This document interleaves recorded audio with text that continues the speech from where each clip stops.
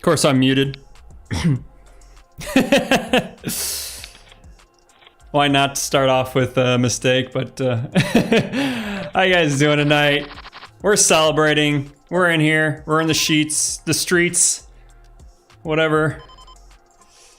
What is going on? I got a weird. I have like 3 tournaments going on right now. That's weird.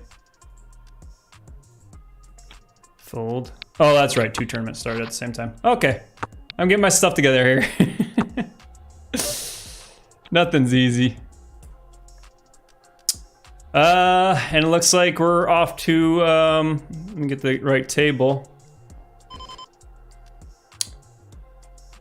Already getting 3-bet here.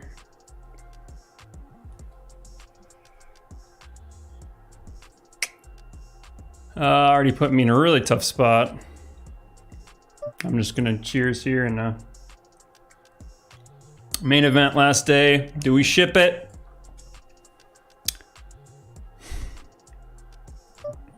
We're gonna fold it.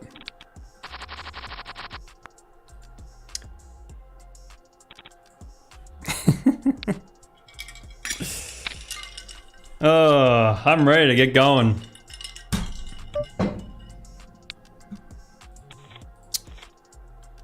It's gonna be really tough. It's gonna be really fun. Started with 20 big blinds or so. I started in 18th out of 20. This main event here, I'm gonna be ripping this in. 15 bigs. Steal some blinds.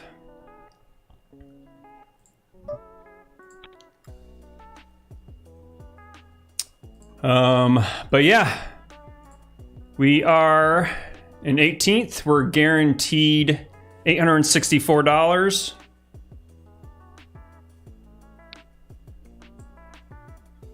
Gonna sip on my martini here.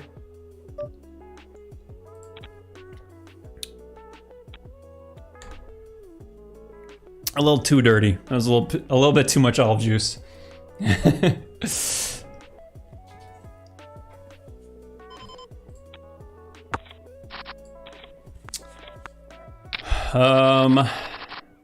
Yeah, let me make sure I'm all set up and all running. The one thing I learned about streaming is there's so many different buttons and things you gotta make sure is working, and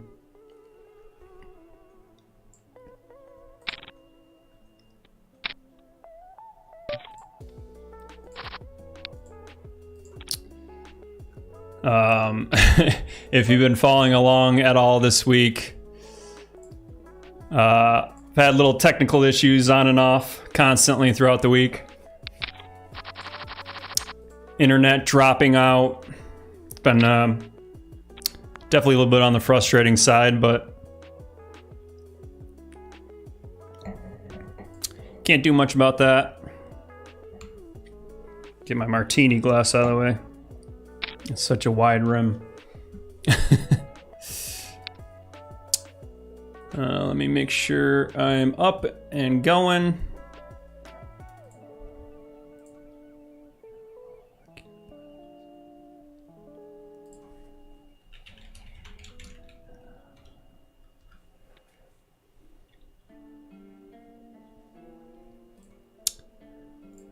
Can you hear me now, Satu? I forgot to unmute my mic, of course. Glad I figured that out.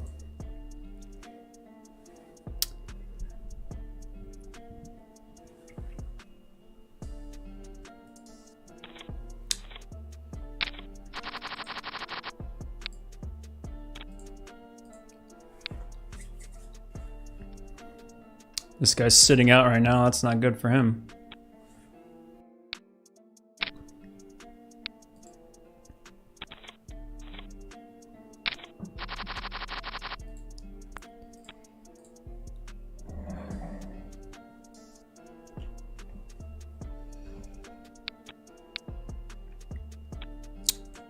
Well, looks like the stream is working.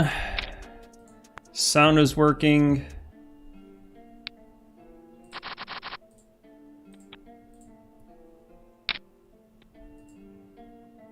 Already down to 14 big blinds. Happens quick.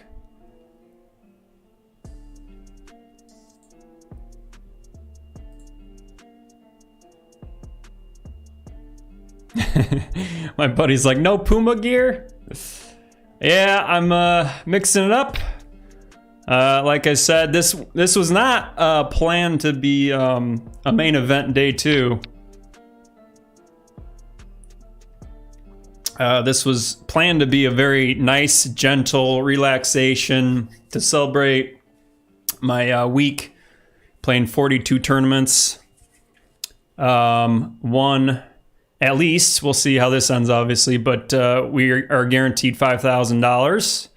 So that is what I believe is cause for celebration. So I thought I'd get all fancy up and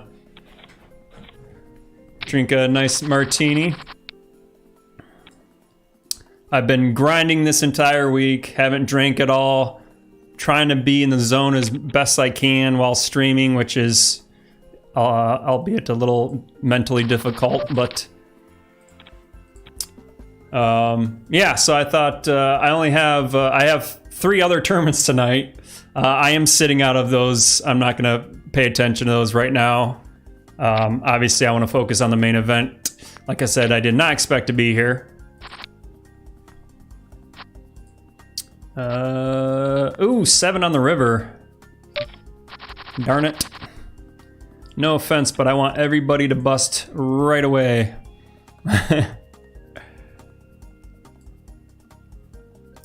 Like I said, if we go back to the prize pool here, I'm pretty much dead last. Got $1 million in chips, about 13.5 big blinds. First place, 20,000. Second place, 15,000. Third place, 10,000. We are far, far from that, but we are guaranteed, like I said, $864 right here. We're trying to make to the next pay jump at 15th, which is $1,000, which would be awesome to hit for sure. But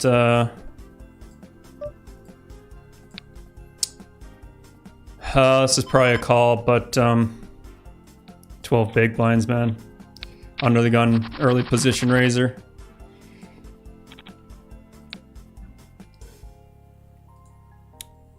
Eight, 9 suit's pretty close. It depends if this guy's raising or not.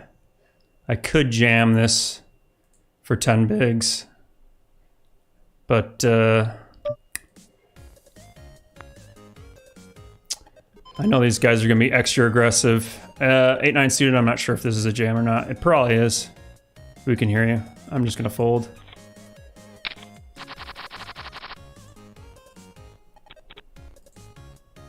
Gonna be jamming here, even if he raises here. Any suited Broadway cards I'm gonna be going with. Even this guy V-pips pretty tightly, but I know people are gonna be raising a lot from these positions because this guy's sitting out right now, so they think there's some free money to steal. But hopefully we're not completely dominated. But with only 10 big blinds, I'm kind of limited. Ooh, kings. Let's get going. Definitely gonna have to jam this again.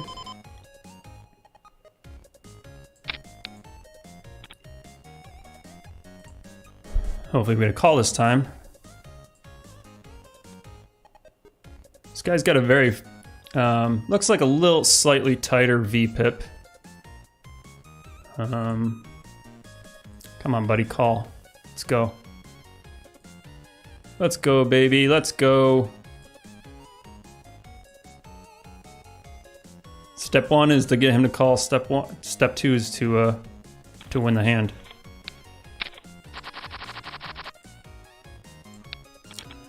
All right, that's all right. We'll steal some raises. 20 big blinds.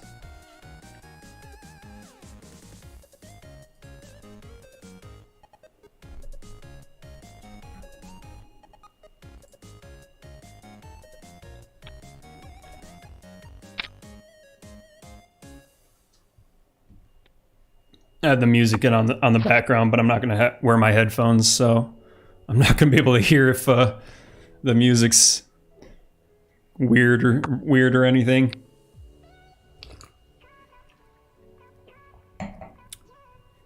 Fancy like Applebee's. Yeah, this is what I wear at Applebee's, Ian.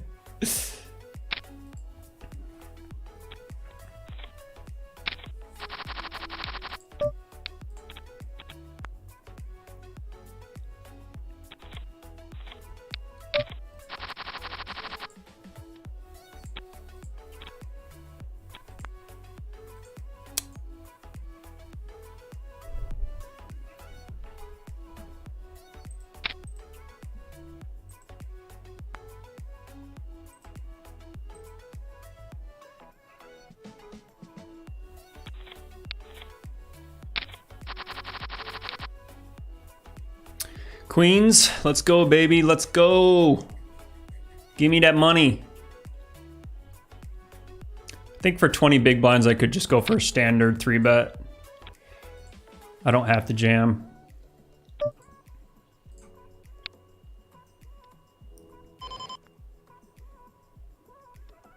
But obviously with my stack size, it's pretty much going in on the flop. SPR is going to be below 1. I'm getting big hands, which is a good start. But I was hoping to get a double, obviously, with kings or queens. Everybody's just going to be attacking this guy sitting out, like I said. I can't see. Oh, he's got 4 million in chips. He's like the chip leader. Or one of. You pay for my sushi. He's a really solid, aggressive player, so I'm probably gonna be butting heads with him if I can get a bigger stack. His name is Driven313. He's got 3.4 million, about halfway. So definitely gonna try to steal blinds when I can, but I know everybody else is going to be trying to steal his blinds, so it's going to be a little tough for me to steal them.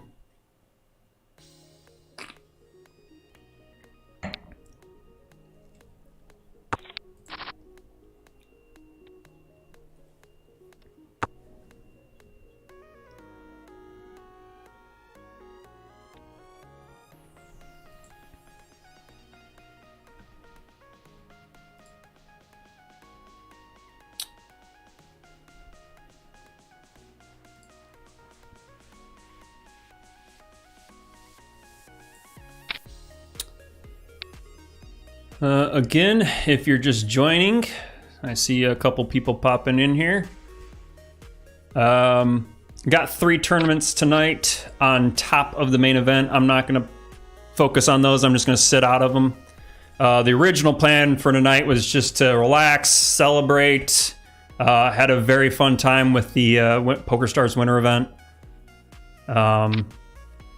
And obviously I try to get a little classed up and sipping on a delicious dirty martini. Quite dirty. But yeah, I was gonna celebrate, and the main event, I made an incredible run last night, minus all the technical stream difficulties I had. Made an amazing run. Went on some crazy heaters and ran really well, and then here we are, made day 2, but I'm like, you know what? I'm not going to stop that. Let me celebrate. I'm free rolling. I'm not going to play like a drunk idiot, I promise. And it's not that much alcohol in this, just like 3 or 4 shots. Whoops, wrong button.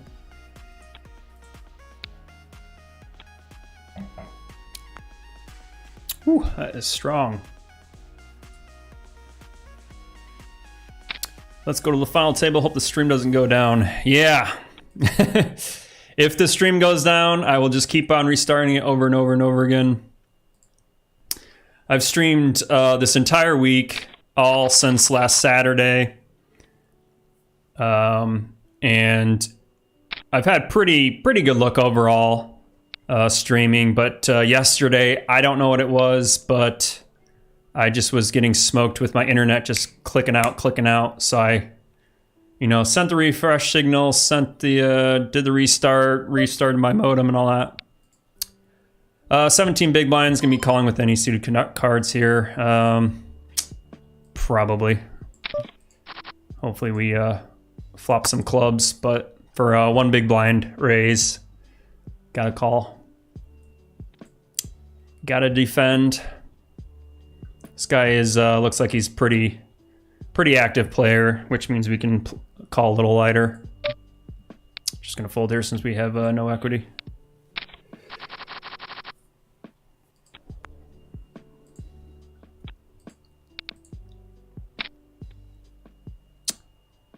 King Jack off. This is probably pretty close to a rejam. 15 bigs. Thankfully this guy took it away from us. I think versus the cutoff I could probably jam that.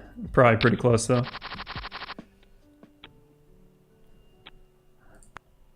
A7 for 15 bigs. Probably pretty close, but I think I can just jam. Especially on the button. Steal some blinds.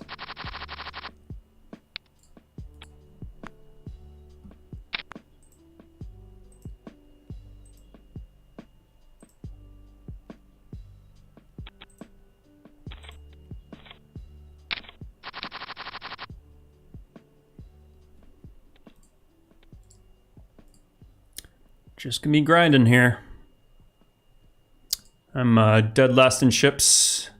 I started day 2, 18th out of 18 out of 20. So if I came in as chip leader, I don't think I'd be drinking, but I obviously as short stack coming in, I have the least amount to lose.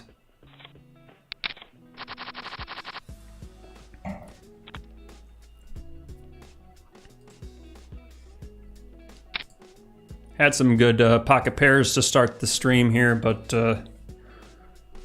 unfortunately no one wants to give me money.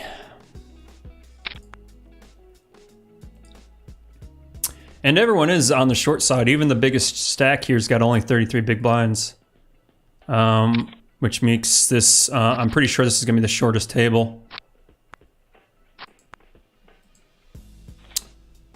Got a player knocked, and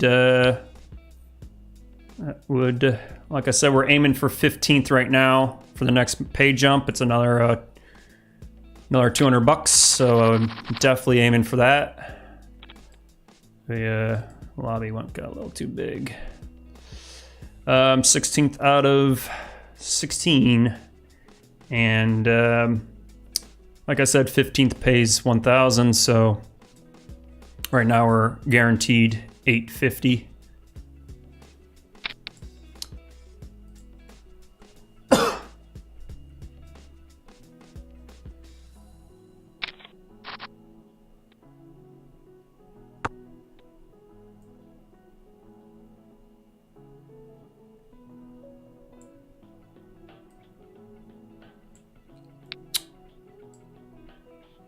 I'm not going to multi-table like I did yesterday. I played 5 tournaments at the same time, including the high roller and the main event. Got a little hectic, a little stressful, but it was pretty fun. I had a good time.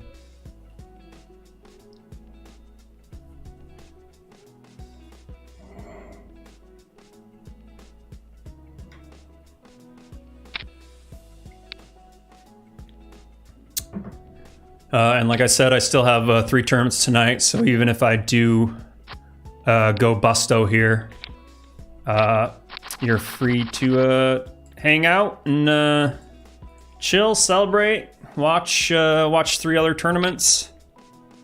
I know it's not exciting as the main event, but hey, this is the way I'm gonna go out with a bang here for the final day of the PokerStars Winter Series here in Michigan. See how my music's doing. A little weird. All right.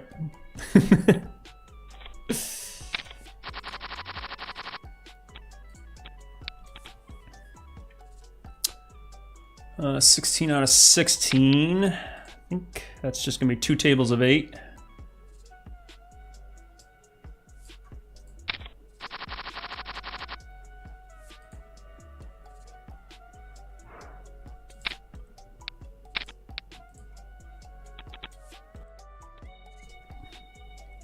Had a raise under the gun and a jam.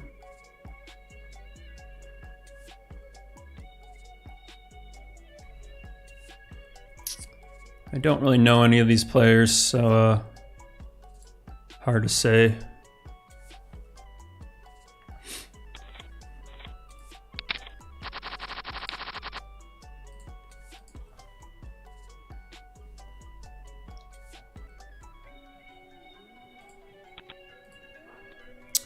I'm surprised so many players have gotten knocked out so fast.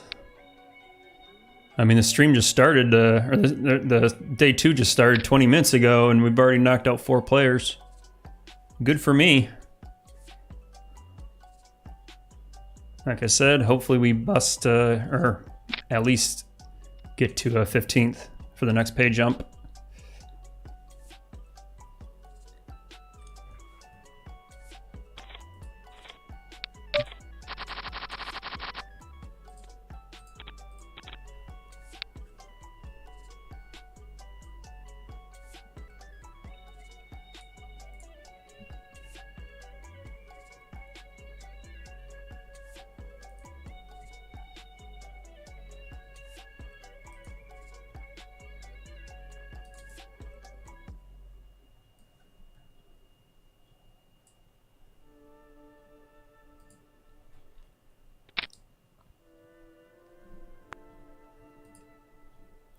I've been seeing a lot of 3-bet jams. This has been crazy.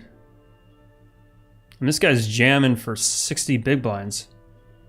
He's on the slightly tight side. Ooh, big hand. Ace King versus Ace Queen. King spikes and it's gonna get a double. Very big double.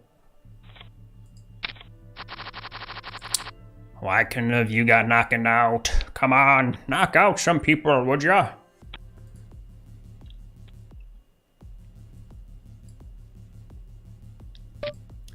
Looks like everyone's pretty energized still here. 13 big blinds, can't do much with 7 deuce here.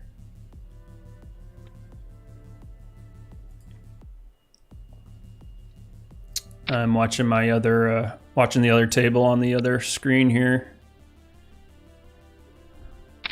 Rooting for people to get knocked out, but it looks like everyone's pretty deep actually. On the other table, looks like the shortest stack's about me, bigger than me. He's got about 17 big blinds, but the average stack I would say is around 30 bigs, which doesn't bode well for me. I need some shorter stacks to start jamming all in. Got, looks like 320 big blind stacks. Man, this has been pretty aggressive.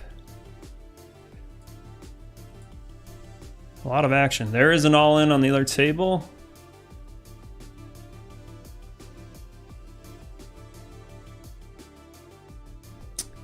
But a fold, unfortunately.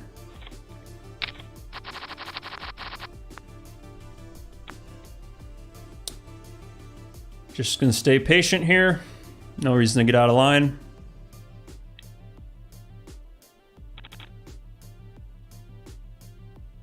Yeah, yesterday was fun.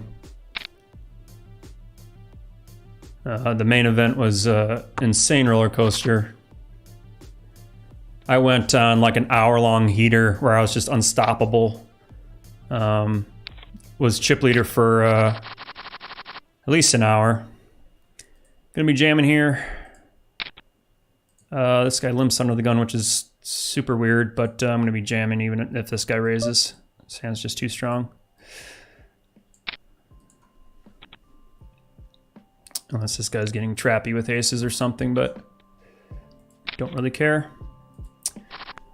And we need 10, chat. Need a 10, need a 10, need a 10. Oh, chop. Whew. Whew.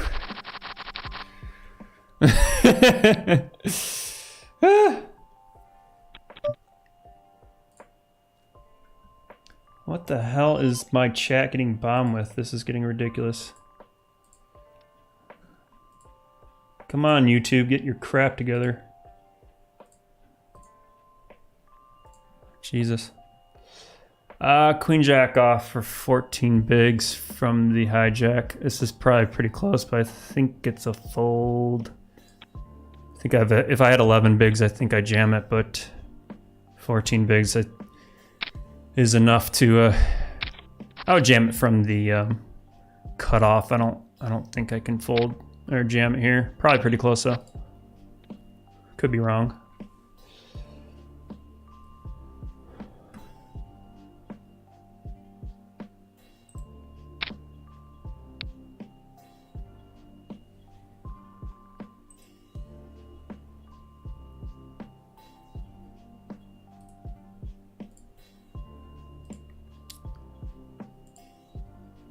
Jeez, he's so aggressive. I've seen so many all-ins. This is ridiculous. The other table has another like 3-bet.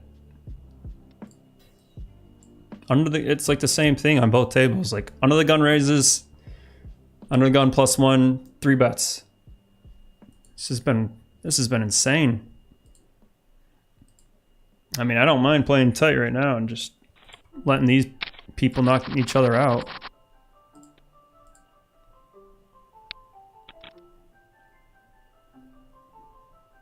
I'd love to see the action though. Gives me a better shot of getting to that 15th spot at least. I'd love to see some coolers here. Not against me, of course. I want to be dishing out the coolers. I got super lucky though. I'm not sure I'm going to mark this guy. I mean, this is a certain situation, so... ace, limped ace, queen suited, under the gun. What do you have, like 23 big blinds or something?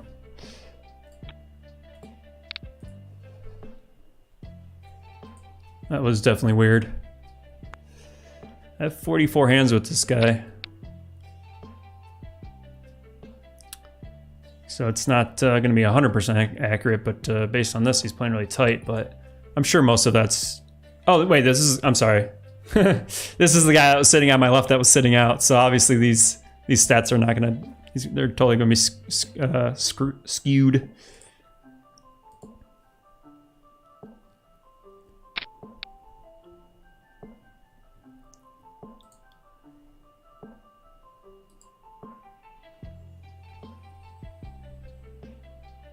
My stream has been being completely bombed by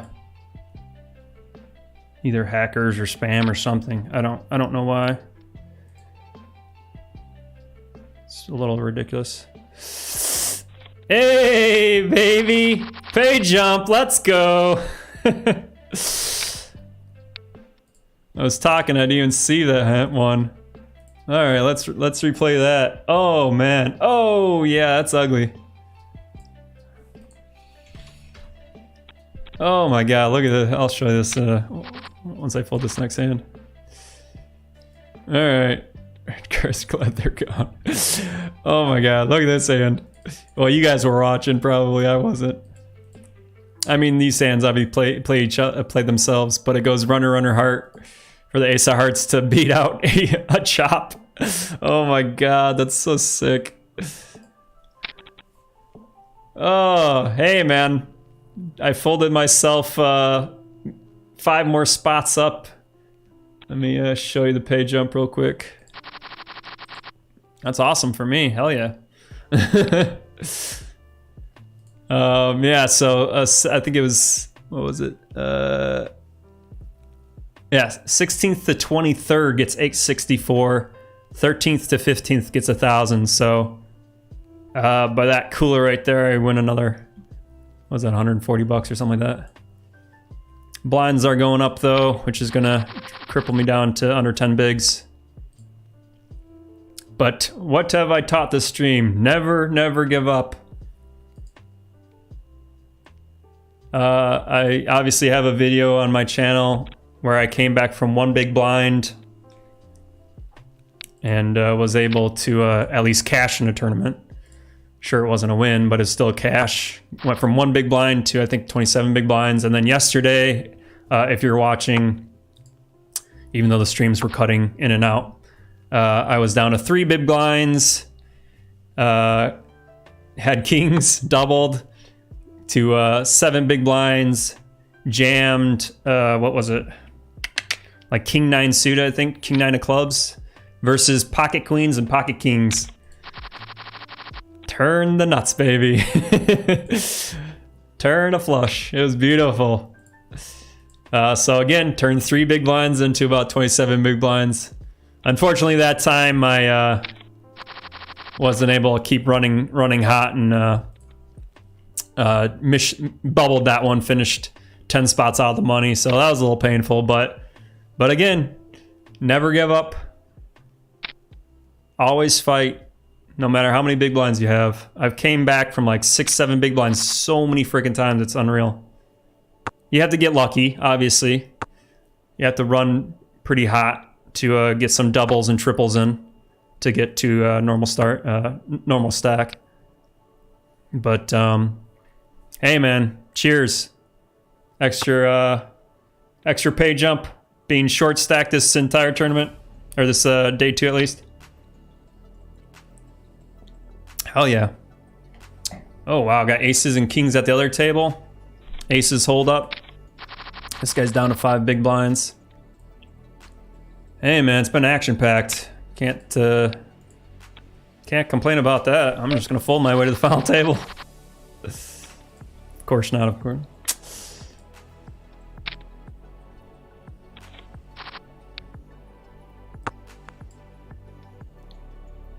Aces versus kings, cooler, man. This has been fast. I'm surprised. We've knocked 5 players out in a half hour. I definitely did not expect that. Can't believe rented card busted in a few hands from overall trip leader 16th spot. Yeah. I didn't see what happened in the other tables. Maybe he got coolered a bunch of times. That's what happens when you go nuts. Yeah, I don't know that guy. Have you played with him a lot, Satu? I don't remember his stats, but yeah, I definitely kind of made that mistake yesterday when I was running hot as the chip leader. I had like 168 big blinds when everybody else had like, 40, 50 big blinds. Like I was just insane.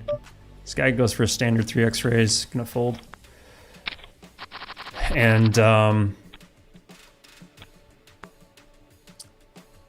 And I was definitely loosening up. I admit it. But I don't feel like I was playing stupid. Like I made definitely some mistakes, but 5-7 off. I don't think I can jam that. Suited version, I would though. 7 deuce, easy fold.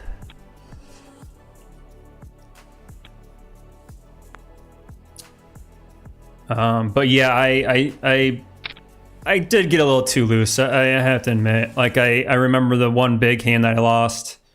Cutoff raises. I 3-bet button with Jack 9 suited, which is a fine 3-bet, I think. Especially being in position, you're gonna hit a lot of good flops, a lot of straight flops and flush draws and stuff like that. And he 4-bet, cut off 4-bet. I just needed to fold. And I think I was just still running a little too confident, and was definitely feeling it. And I was just like, all right, I'm gonna call. Nobody 4-bets in this game. The only people that are 4-bet bluffing are, the pros, top of the top. There's very rare 4-bet bluffs. I think the only like typical standard 4-bet bluff is going to be, like ace-5 of clubs or something like that, ace-5 suited. But just the standard field is not going to find 4-bet bluffs. So Jack 9's just got to fold, I think. So it was on the tight side. Wait, did someone just get knocked? Yeah, Busto. Ace King versus Jack 10. King on the river. Did this get all in pre-flop? Oh, this is the guy I was on down the 4 big blinds. Yeah, okay, that's fair. 14th out of 14th.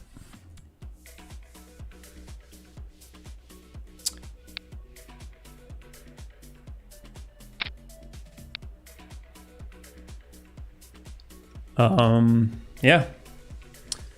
This is exciting. I'm glad I made the next pay jump. Anything can happen.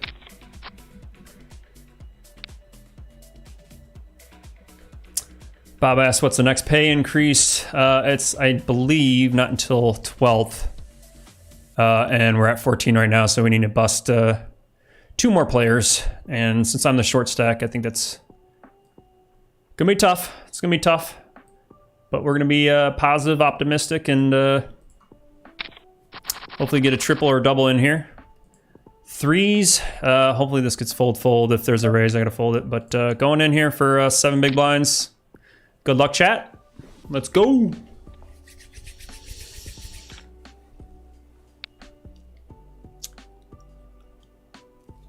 This guy's pretty short too, so it's pretty hard for him to call looser. Because 7 big blinds is half his stack, so he's got to think about this one. I don't blame him. But I'm going to be obviously coin flipping most of his hands. Obviously, he didn't snap call. But hey, steal some blinds up to 9 bigs. Gonna be jamming this suited ace. Pretty darn close, but any suited ace is really strong. The offsuit version I'd definitely be folding. This guy's a chip leader, so I definitely see him calling pretty light. Hopefully we can just steal some blinds. We're gonna double, and we do. And all of a sudden we're back to 12 big blinds. That's what I mean, man. Never give up. Went from 6 big blinds to 12 just by stealing 2 sets of blinds. Cheers. I'm gonna eat one of these olives. Went with the garlic stuffed olives. Phenomenal. Oh my god, so good.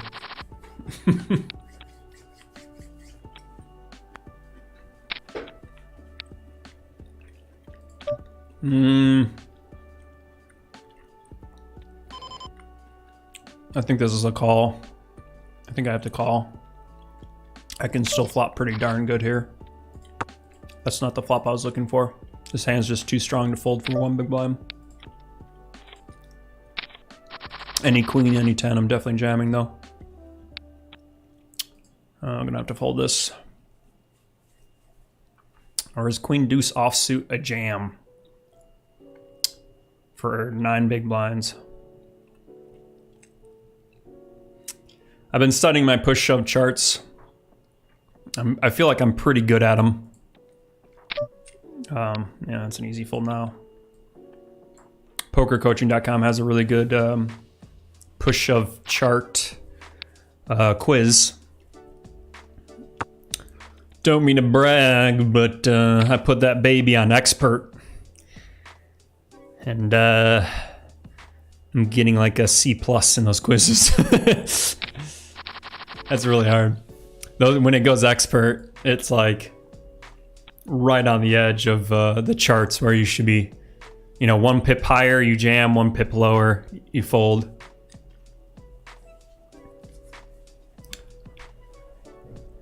Oh man. So how are we doing on this martini? I think I got some left. Oh my god, I poured me a hot, tall one. Fold around me so I can jam, let's go. All in, baby.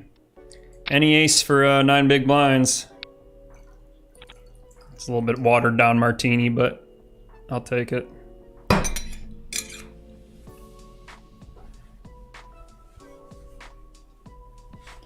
Any ace on the cutoff, steal some blinds, let's go. 11 bigs. King 3, different story. Satu says, yeah, he's okay, but when he has chips, he shoves a lot. That's good to know.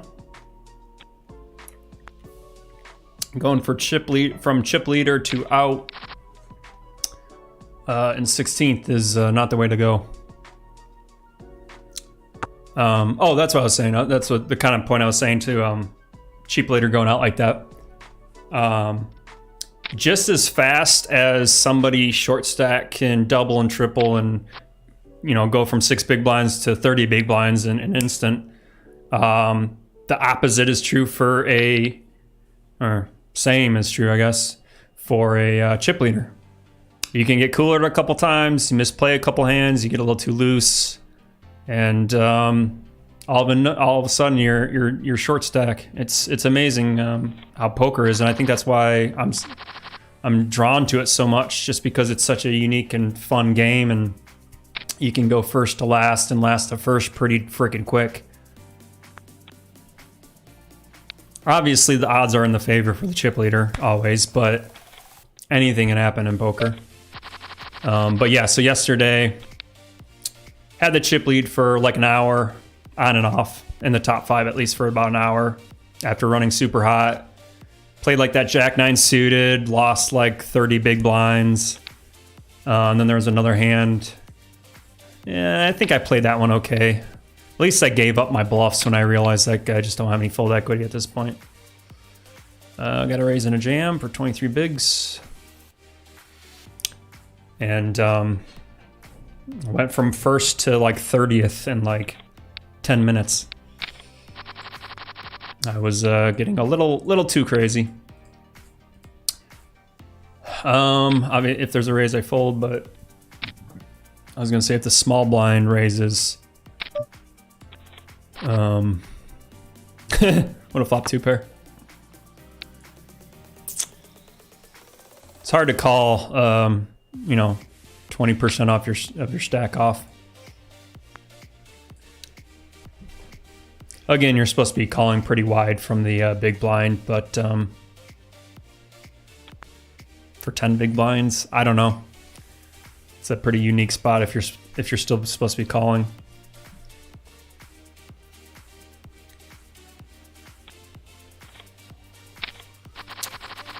Would have gotten lucky there, but that's all right. Brush that off.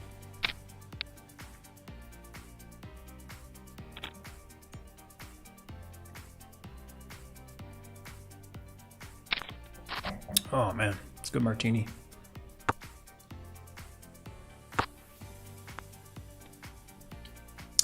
I'm 13th out of 14th. What happened?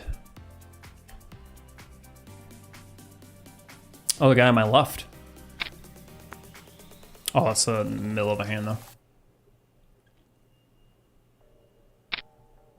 Aiming for that next 12th spot gets me another 230 bucks. So, hell yeah. But looks like this guy just won a good pot. This I've got Style Kid. I don't really recognize his name, to be honest, but Jesus, I have 600 hands with him. That's insane. Do you guys know this guy at all? He's been pretty active. He's got pretty decent stats though, so kind of respecting that a little bit. See bet 66.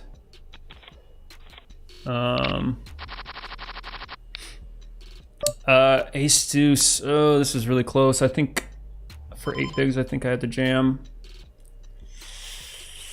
I think that's a fold.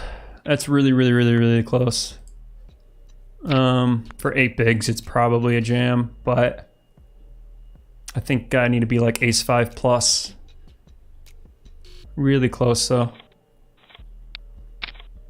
Those offsuit aces are just not that great.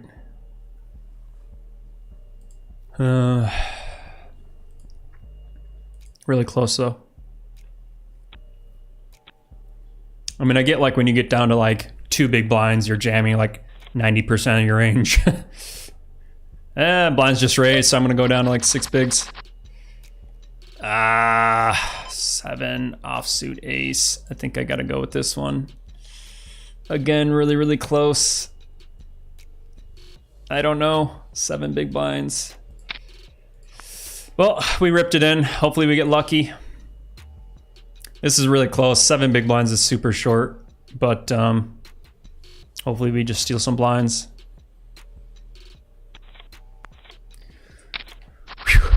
That big blind was gonna hit me. I would have been down to like 5 big blinds, and at that point you don't really have any fold equity, so. I practice my push shove charts pretty well, but it's damn near impossible to know every scenario. Like 10-9 offsuit, if this folds around us, I think I have to jam this for 10 bigs. Really close again.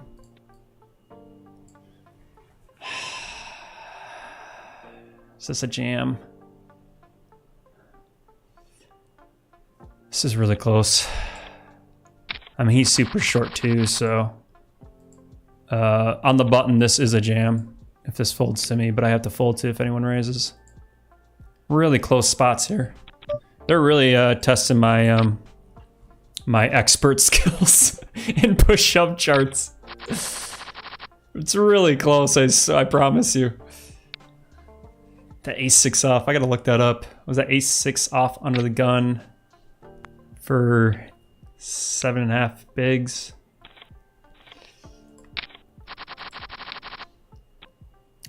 They're definitely putting pressure on me. They're not making it easy. I bet it's pretty darn close. Under the gun, you want to be still very, very tight, even very, very short like that. That might have been a fold, to be honest. But maybe my tank full scared them off. Just grinding the short stack, baby. Jam and 4s, though. 12 bigs, maybe it's not a jam. 2s, 3s, 4s. For 12 bigs, that might be a fold. Again, under the gun, you still have to be tight. Again, probably a very close shoving spot. If I was 6 big blinds, 7 big blinds, I'm jamming this, but now that I've grinded up to 12, it's gonna be like this for the next couple minutes. Got a min raise here. Suited connectors are, again, pretty strong, especially for only 1 big blind, even though as short as I am. Hopefully we get some straight flush draws and completely whiff on this board, so check folding.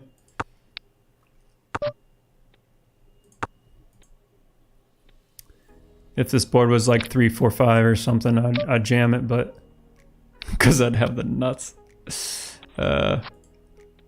Again, this board's not really hitting the these two positions, their ranges.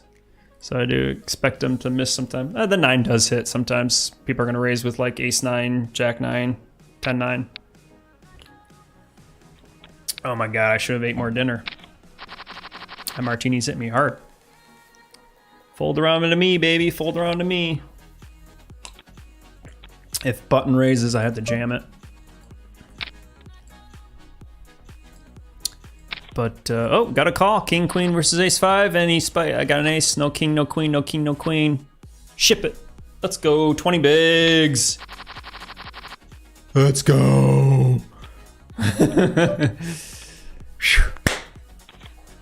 Whew. All right. Got some money now. Got some money.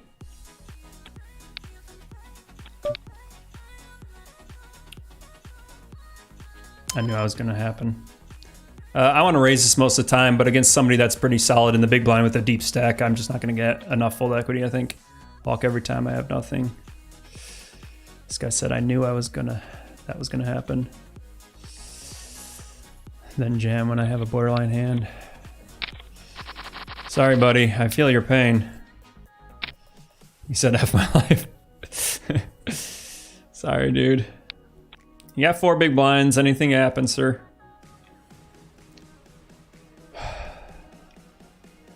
Chip in a chair, you're out, not out yet.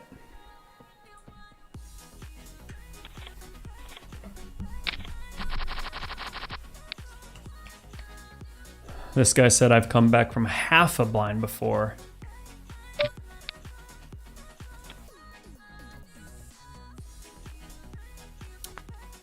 Wayne says, hey Ryan, good luck tonight, bud. Thank you, sir. Appreciate you watching my stream this week. I definitely love the support. I've gotten a lot of people watching, hanging out, giving me some positive good lucks I love it. Definitely appreciate it, guys. No matter what happens here. Got another busto. Awesome. Oh, we're so close to the final table now. Oh, I can taste it. This guy's all in with King 9. That's definitely a jam for 4 bigs. And he is drawing dead out. And that was 12th. So we are down to 11, I believe. Final table is going to be 9, I think. So we still... It says 8th of 12. I thought that guy was the 12th place. Nope, sorry, we got 12. So still got 3 players until the final table. Whew.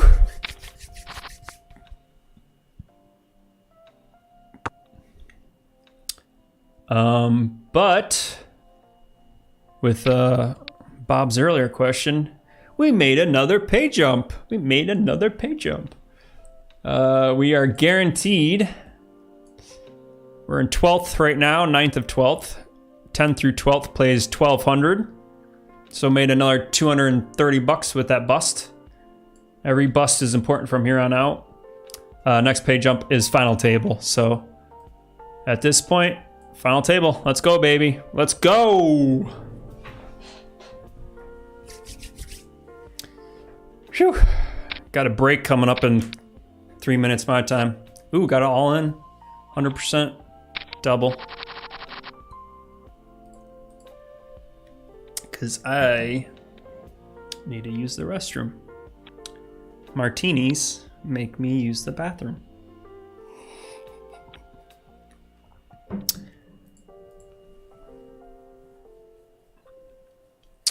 Let's go, baby. Look like we just picked up Pep Buzz here. He is another tough, solid opponent, and he's in 3rd in chips, so he's going to be very aggressive. Tough to beat. I am 11th out of 12th. The other table has a 8 big blind stack, so see what happens. Everybody's fairly deep still. The next shortest stack here is 31 big blinds, which is tons of money. The other table's pretty deep as well, so it's gonna be pretty tough, but first place right now has 13.5 million in chips, which is a lot of money. I'm sitting with 2.5 million in chips, so if we get another double, we'll be sitting pretty.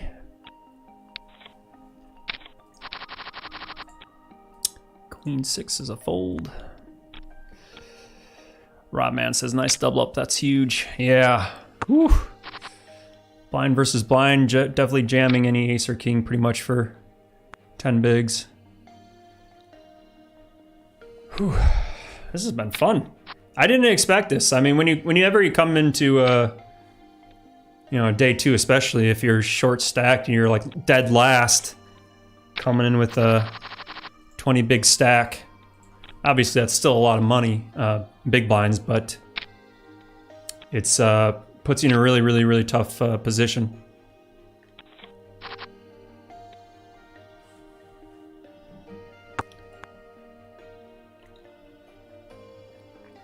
I'm gonna have to do a lot of grinding and getting lucky.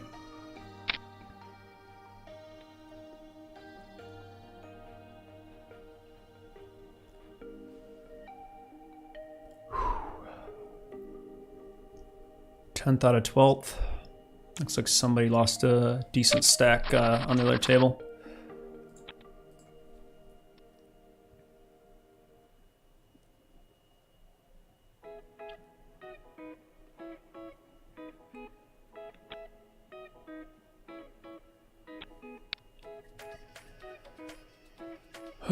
My posture is like horrible right now.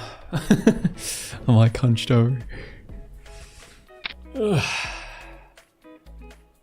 All right, the break will start when the current hand finishes. I'm gonna go on break.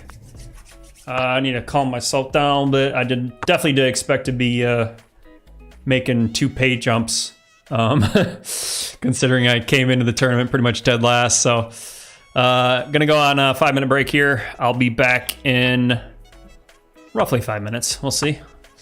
But yeah, see you guys in a second.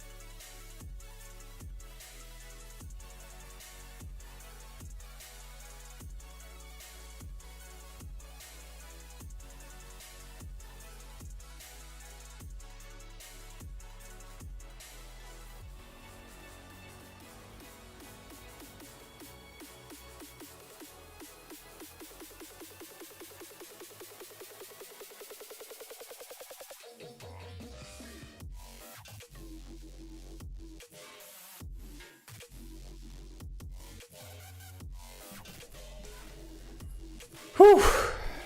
All right. Tournament will resume in 2 minutes. This has been fun. Stressful. Friggin' stressed over here. But having fun. Again, thanks for hanging out, guys. Looks like we got about 18 people watching right now, which is awesome. I love the love, I should say. Appreciate people watching the stream. I talked about this on and off throughout the week. This has been a really fun hobby. Mixing my career is digital content creation, so being able to make graphics, all these graphics I've made, and doing all this stuff is kind of just secondhand to me. It obviously still takes practice and a lot of work, but and then poker has been a hobby and a passion of mine for 18 years. I'm just a fun player. I'm still a fun player. I mean, if I bink this, it's only 20,000. Just kidding. That's a shitload of money. I don't think I would still turn pro. I've had that question asked about 300 times this week. Are you a professional poker player? No, I'm not. I'm a fun player. This is a fun side hobby for me. I love my career. I love, like I said, digital content creation is kind of like the general term, but yeah, I just, this is kind of fun to be a side hobby. Poker's a hard game. It's a really, really tough game. I mean, I've been playing for a long time and you can see I'm struggling to make decisions here. If I won more consistently and, was binking, 10,000 here, 20,000 here, like maybe I would consider doing this streaming and playing poker full time. But I'm more or less a break-even player. But this week's been so much fun. Starting back from break here. This has been a very fun week. I got a min race here. Definitely going to be defending the big blind with Jack 9 off. Hopefully we get some up and down straight draws and stuff that we can start check jamming. Got a gut shot, but with that ace, I expect him to c-bet here. And I'm going to just fold. I don't have a diamond to go with it. Jack 9 suited would be really pretty. Jack 9 diamonds. Ace 7, 15 bigs. Is this a jam? I think these offsuit aces you want to be jamming more often. Oh, got a snap call. Uh-oh, we're dominated here. And we need a spade, baby. Spade or a set. Oh, we're drawn. Ooh, knocked out. 12th place. Good game. Can't do anything about that. Yeah, 14 big blinds. Those offsuit aces, especially middle one. That's a fine jam. I'm not gonna, be disappointed about that jam. 12th place for $1,200. A little disappointed, obviously, to get so close to the final table and not get there, but can't do much about that. Like I said, I came into the day 18th out of 20, so to finish in 12th, I'm very, very proud of that. I made 2 pay jumps. I went from $864 to an extra $400 to $1,227, so friggin' awesome. Very proud of that. This stream isn't going anywhere. Hang around. We still have 3 tournaments tonight.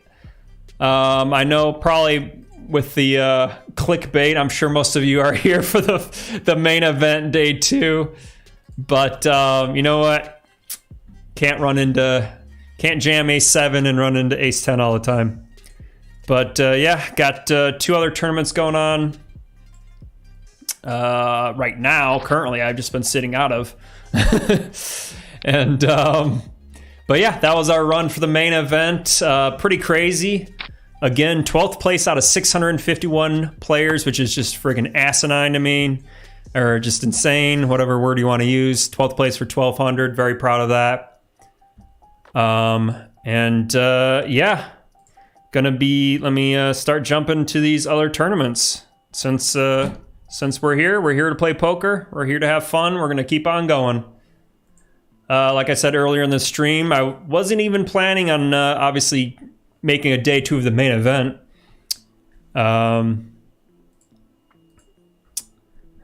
Since we're going, let's get going. This is a $10 mini. Not exciting as a $1,200, but hey, poker's poker. We're gonna still keep playing and keep winning. Wayne says, you got any future tournaments coming up after this? Currently, no, I don't. June, I think it's like May to July, the World Series of Poker in Vegas is going back to their standard schedule. Last year they did it in the fall instead. They did like September to November or something like that. And I went there in October. And yeah, I played that. That was really fun. But COVID kind of obviously messed that up. But I think I am planning to go maybe June. I'm going to check this flop. I think multi-way. I think I'm just beat by better ace a lot of times here. So I think I'm probably going to aim around June there, which means those are obviously going to be live tournaments. I'm going to be doing a... I'm just going to fold for a half pot bet here. Probably going to do some vlogs there. I don't know how many tournaments I'm going to play. I don't think the schedule's out yet for the World Series of Poker, so we'll see what happens there. Anything can happen. But yeah, I've enjoyed making the vlogs. I've only done it twice. I did it last year twice, just once in Florida and once in Las Vegas. I'd like to keep doing those, but obviously that's dependent on me traveling and spending a lot of money to travel and playing a lot of expensive tournaments. Like I said, since I'm a fun player, I have to be able to justify spending a lot of money in poker to keep it going. But yeah, we'll see. I think one other tournament coming up is the MSPT, which is the Mid-States Poker Tournament or Tour. That's going to be, when is that? I think it's like May, somewhere in May. That place is in Firekeepers in Battle Creek, Michigan. One of the best poker rooms around, definitely in the U.S. that I've been to. With my delay, you guys are going to be responding to my my knockout here. Satu says GG. GG, man, great job. Thanks, guys, appreciate it. And yeah, so it's harder to do like vlog series, obviously, when you're only playing like one tournament, but I might do that in May. So that might be the next vlog to be looking forward to if you follow my channel and subscribe and look for more content. Streaming schedule wise and online poker. I love online poker, don't get me wrong. And especially in, you know, these kind of COVID quarantine times. Getting more of these stupid chats. This is ridiculous. Spam in chat, I have to remove them. Here, girls will do what you say. Oh my God, go F yourself. Come on, YouTube, get your shit together. Sorry guys for all the ridiculous spam. I don't know why I get that here. But yeah, for online streaming, I'm gonna try my best to keep up with it. Nick says, good run. Thank you, sir. So yeah, I can't promise a stream schedule yet. The big tournaments on PokerStars Michigan is usually Sundays, and then Tuesday nights. I think they have like some type of Tuesday tournament. So looking maybe stream those tournaments. Obviously it's more entertaining, I think, for myself at least, and viewers that I'm, you know, streaming bigger buy-in tournaments like $100, $200 tournaments.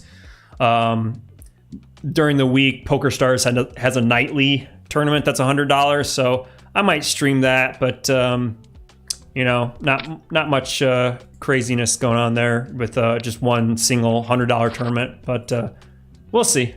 We'll see what happens. We'll see. Another thing, I'm hoping that PokerStars has another series coming up. I like these series. I like streaming a lot for these series. The last big one was, if you've been following my channel for a year, I think my first time I streamed a series was, I think it was like a year ago. It was like February or March was the Michigan Championship of Online Poker, but I don't think PokerStars does that often. So I'm going to attempt whenever, I think, in my head right now, schedule-wise, I think what my goal is to just aim for streaming the big series that have, you know, $100,000 guarantees, just because it's worth my time and money and more, like I said, entertainment value. I don't know how many people out there are watching that are like, oh my God, let's watch Ryan play a $5 tournament. Maybe you guys are. Let me know. Obviously, you know, comment in. You know, let me know what videos you guys would like to see. I've been really having fun creating content, specifically poker content. Like I said a couple minutes ago, that combines like all my passions and my loves and my skills that I have built up over the decades, between poker and this kind of digital content stuff.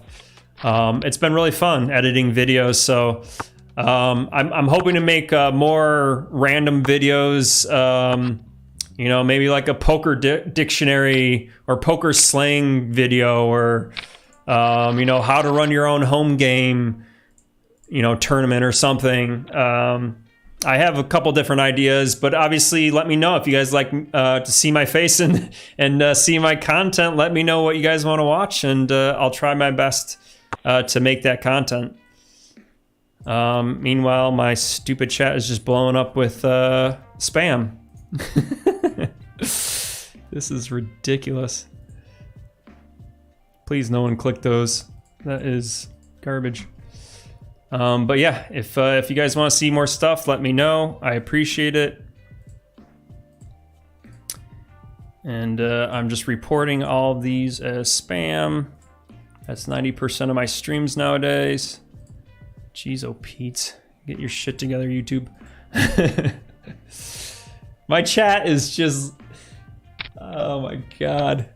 This makes my, I'm trying to do like clean content here and trying not to swear too much or anything, and then my chat just gets blown up.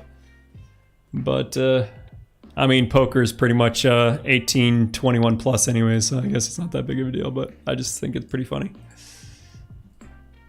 But yeah, let me know what you guys want to see, and I'll try to deliver. Obviously, I still have you know, a full-time job and life and other traveling and stuff I want to do. This year's going to be, I don't know what's going to happen this year. Anything could happen. We'll see. So, yeah. But enough talking about that. I'm just going to get back to playing poker here. Since I was playing the main event, I kind of sat out of these tournaments. So I'm already like super short stacked.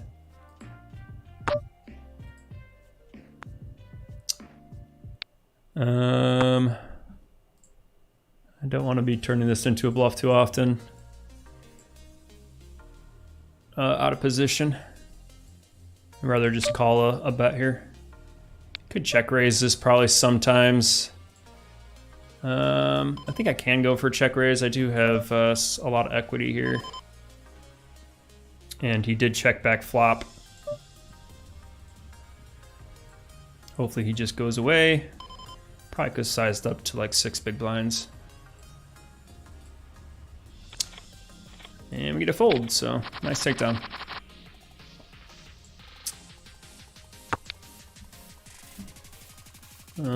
But yeah. It's been definitely fun. Definitely been a fun week. Like I said, I definitely appreciate all the support, everyone watching and commenting. I definitely love comments. It's a little easier to fill the dead space when I'm having somewhat of a conversation with people. Obviously it's pretty hard having conversation when there's a 4-minute delay. You know, I see your guys' chats pretty much immediately, but obviously with the 3-minute delay or 4-minute delay or whatever it is, it's you guys aren't going to get the response for a while, so it's a little bit more difficult to have a conversation. But I still want to encourage people to chat, and it's nice to have somewhat of a talk. And you know, ask me questions if you have any. I love talking about poker. I have a lot of history with this game. I'm 36 and I've been playing 18 years, so been playing for half my life. And so that's it's a pretty big part of my life. Obviously, it's been really fun. So yeah, I definitely had a lot of fans, well, not fans, people following, watching that have been asking me a lot of questions about, like, you know, what do you recommend for learning, or what tournaments do you recommend playing? Can you make money playing 5 cent, 10 cent? Can you make a living off that? And I've definitely appreciated those comments, because I do want to, my goal isn't just to be like a fun, goofy player playing poker. I still want to attempt to give some type of, you know, some type of help, some type of guidance to either people that are starting out with this game, or learning this game, trying to figure out. There's so much to learn about this game. It's ridiculous. There's, you know, it's definitely one of those games that are takes 20 seconds to learn, lifetime to master. That is so true. I've been playing for a very long time, and I'm still learning so much. The game's evolved so much just within the last 5 years. Especially things like GTO, Game Theory Optimal Poker, where essentially the computer has solved the game. You know, just learning that, adapting that into my game, and trying to get better. And I definitely feel a lot more confident in the game. So, but like I said, I've dealt tournaments in the past before. I was a dealer at a charity game, you know, 10, 15 years ago. You know, I have experience with a little bit of tournament directing. I run some home games every once in a while. So I do have experience in a wide range of things. I wouldn't ask me too much strategy on like Pot Limit Omaha high-low. If you watched me earlier in the week, I kind of butchered that game, but I do feel like I have a pretty good knowledge base to help with a wide range of things here in poker. So I definitely appreciate any questions, and I'll try to give some of my best knowledge out as I can. Whew, that was a mouthful. I've been talking for like an hour straight. This could be a check raise. I'm just gonna call here. I do have a backdoor flush. That's a pretty bad turn card. I do have, he could have some gut shot bluffs on the turn, or on the flop, like King 10, King Queen. And I think I just have to fold for that. It's third pop bet here, but I'm gonna release this. Might be on the tighter side, but would have preferred to pick up a club for more equity.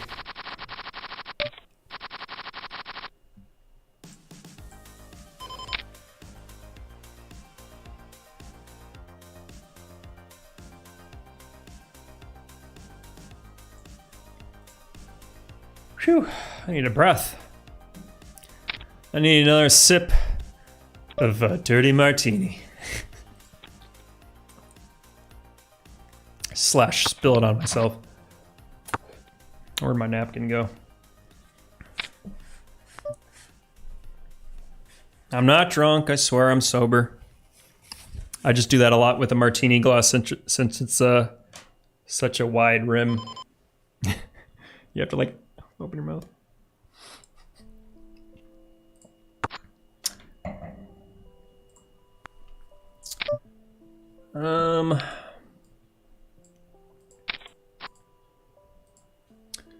Playing this other tournament too, which is a $50 wrap up.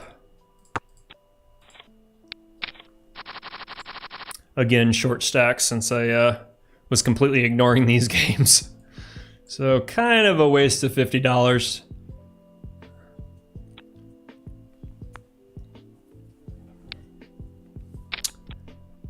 But hey, as we've learned, poker's poker, anything can happen. Jamming here for 14 bigs. And ran into queens, but we got, oh, he kind of killed our equity with that club, so.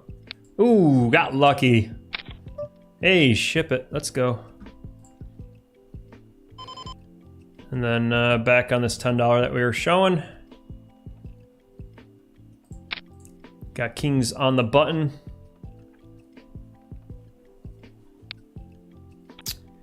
Got a re-raise, and obviously we're calling that. Got a re-raise. All right, no aces. Let's go, baby. When it goes 3-bet, 4-bet, cold 4-bet, aces pretty good odds here. Yeah, we're crushing queens and king jack. Let's get a triple up here. Drawing them dead, baby. Let's go. 20 bigs to 70 bigs. Whee! Poker's easy, just gotta run hot. I'm kidding, poker is hard as hell. Wayne says, I personally dig more live streams, but you should do it if you enjoy it. The content is a lot of fun to watch, and it looks like you enjoy playing while interacting with chat. I say keep it up. Thanks, man. Definitely appreciate that. Yeah, I've been having a lot of fun. This week's been a blast, I have to admit. I've, admittedly, when I started streaming, like, I was pretty camera shy. This is definitely a very unique thing. And obviously, it's very, very awkward to talk to yourself for hours on end. It's definitely something that takes practicing and getting used to. I'm not used to talking to a camera, looking into a piece of glass right now. It definitely takes some practice. I'm trying to get better at it. I'm definitely trying to get better at, you know, kind of announcing the game to make it a little bit more exciting and engaging. If you go on a Twitch and type in poker, there's hundreds of streams, and it's pretty much just a video, you know, a camera on a guy playing poker, and he's just quiet. You know, nothing against that, but you know, I want to make it more engaging, more entertaining at least. I may not be the best poker player. I may not be giving the most accurate insight to the game, but I at least try to laugh at myself when I do recognize that I lose a big pot and make a big stupid bluff or something. I try to make it a little bit more fun and engaging.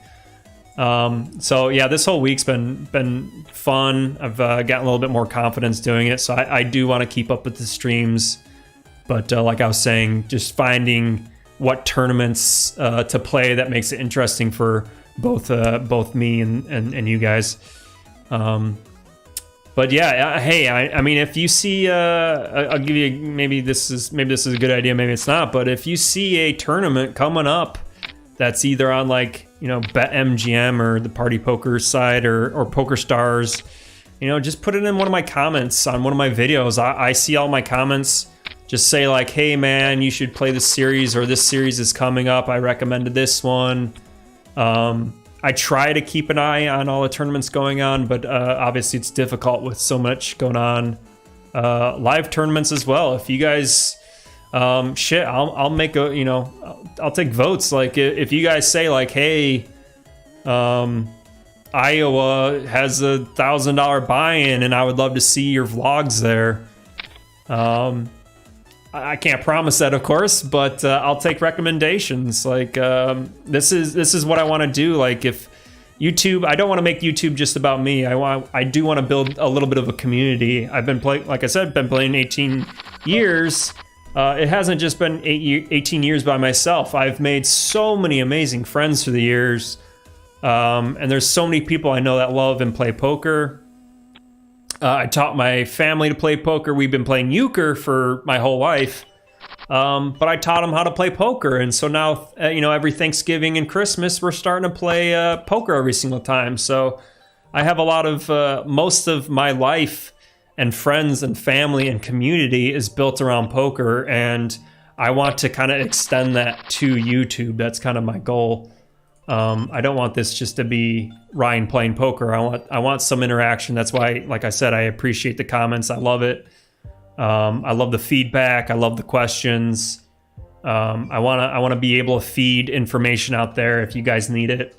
I'm going to try my best to supply that information. So, yeah, this has been fun.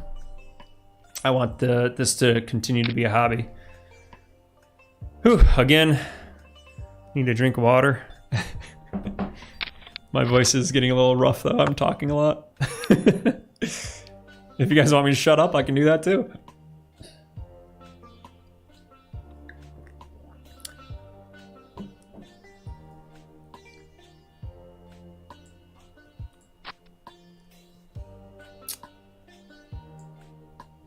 Whew.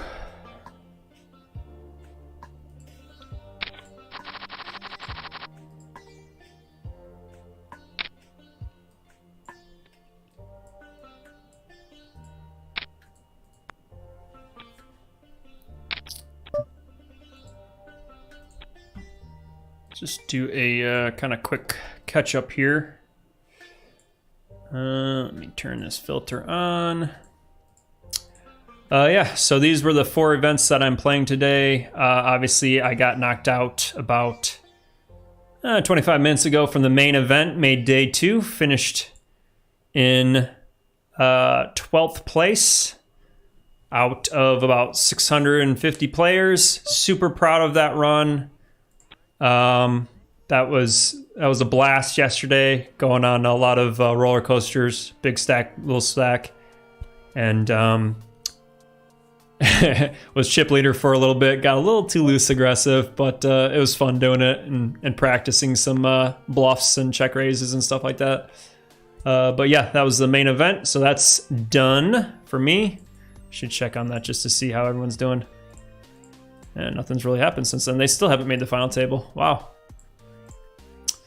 But yeah, the other 3 tournaments I'm playing is the final 3 tournaments, which is event 40, 41, and 42. If you've been following along this entire week, I played all 42 tournaments of this winter series, excuse me, that you can see here. So tonight, since the main event's over, we got the $50, $10, and $20. Looks like that starts in an hour or so. What is that, hour and a half? I don't know my military time that fast, but I think that's 9 o'clock.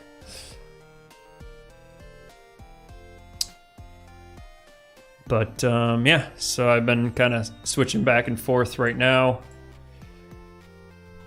This is event 41, which is a $10 5K guarantee. Just got a triple up a second ago.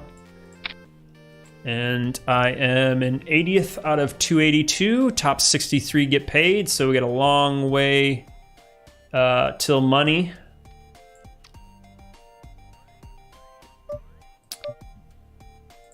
Play this hand. This guy just decides to jam 4 bigs. Really don't have any equity, and with this guy behind, I have to fold here. Also have the $50 winter wrap-up. 23 bigs, ace, king, queen. Just gonna call here. Get wrecked. I played with him a lot. I think, is this the guy that's still in the main event? Get wrecked. I recognize this. Recognize this name. When did I play with this guy? Whatever, doesn't matter.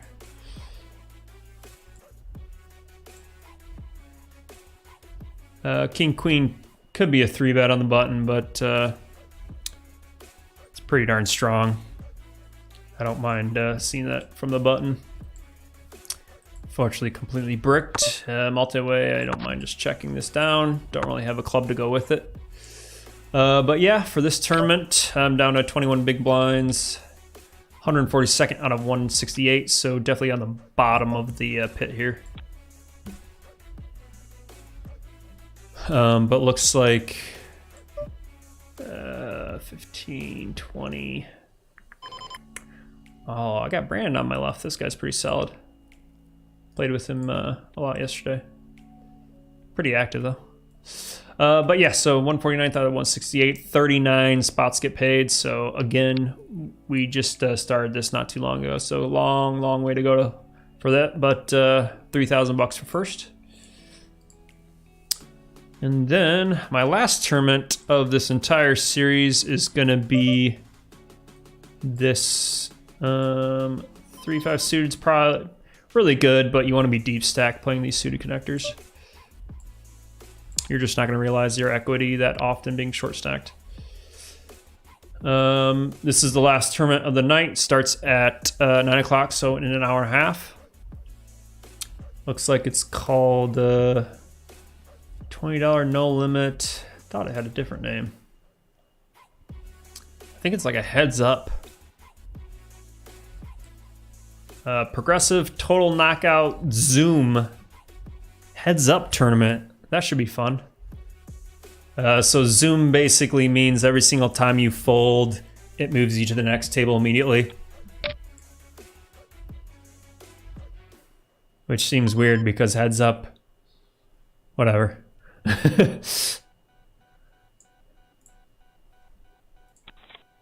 It's something I've never played before, so I don't think I can really explain that one too much. But yeah, that one should be fun. But yeah, so just rocking these 2 tournaments right now.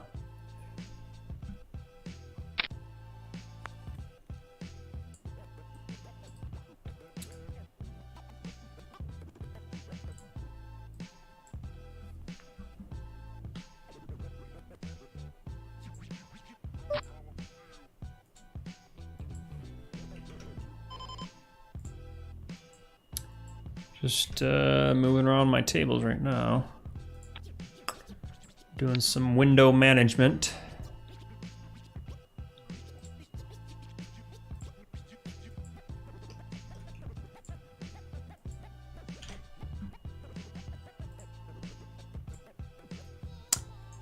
If I do continue to do this streaming thing, I think I need to get another monitor. I'm rocking 2 monitors right now, but when I'm multi-tabling, it's pretty tough.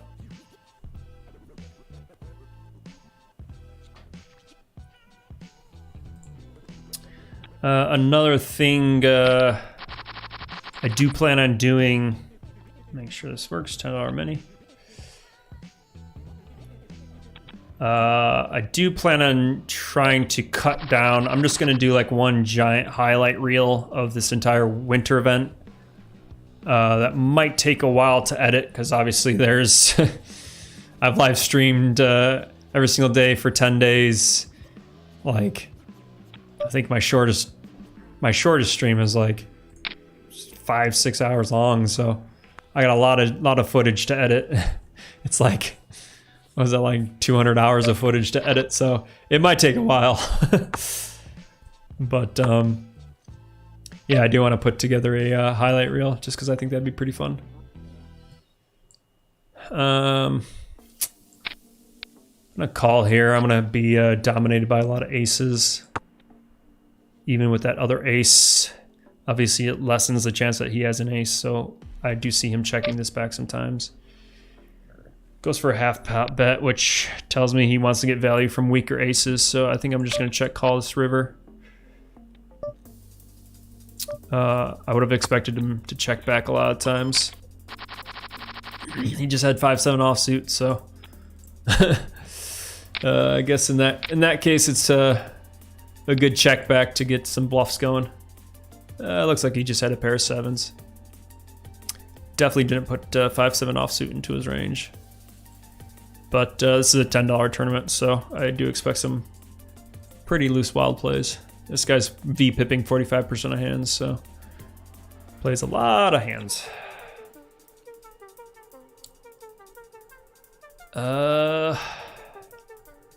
If anyone streams and knows how to get rid of, I've deleted all the spam from my YouTube, so I think the YouTube chat should be empty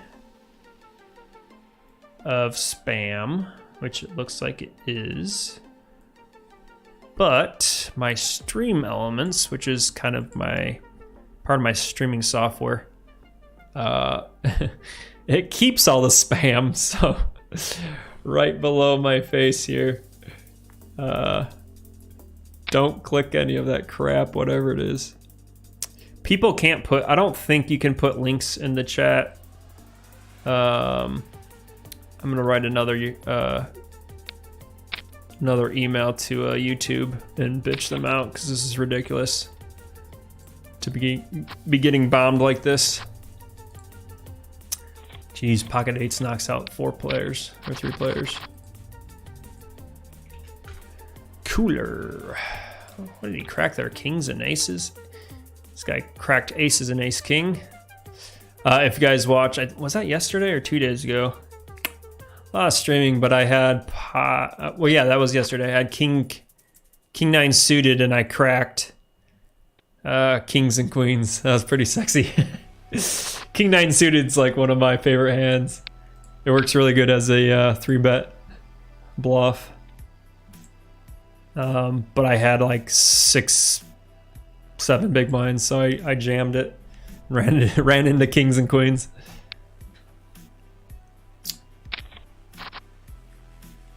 Yeah, I'd love to get rid of that chat spam.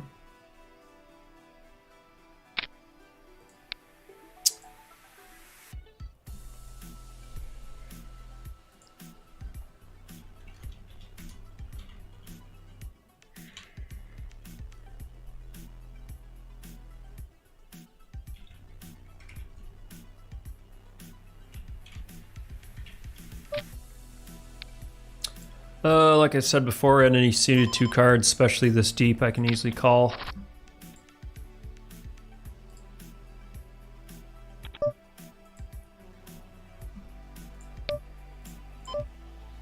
This guy goes for a lead. Of course, he's the chip leader of the tournament, so good for him.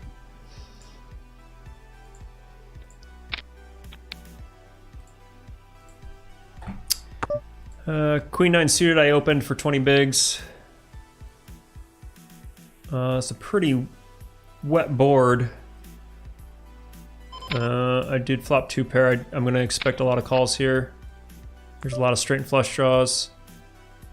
I'm going to go for a half pot bet. Actually, I should check this back to pot control because my 9's not that strong. So if he does have a queen, I'm obviously not going to get a queen to fold. And I'm just going to check down here. I got plenty of showdown value. And looked like he had a flush draw with his king. He did get lucky and river the king. 12 big blinds from the, was it the low jack? I ran into this situation earlier, I think in the main event. I think this is a jam. It's really close though. I think you jam it from the hijack. But yeah, we'll see what happens. And steal some blinds. But yeah, I could bomb this turn and bet half pot, and obviously I'm gonna fold out all flush draws. I think some flush draws still call. Ace queen suited, 13 bigs. If I had like 16 bigs, I'd probably go for a standard raise, but I don't mind just ripping this in for 13.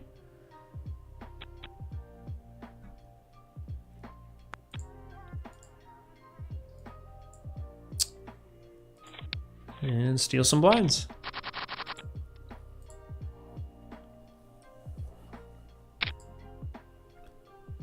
Raise from under the gun.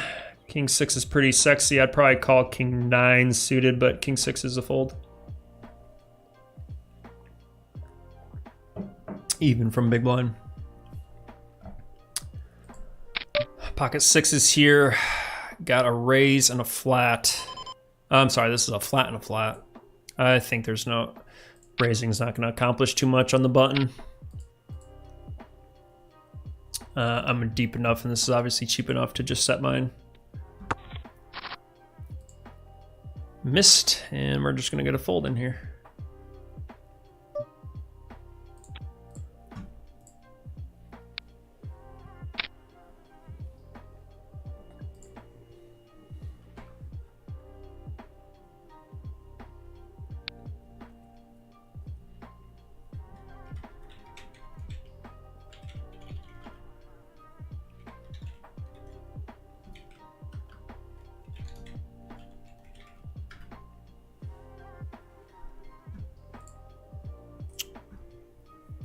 This guy decides to lead. We're just gonna fold.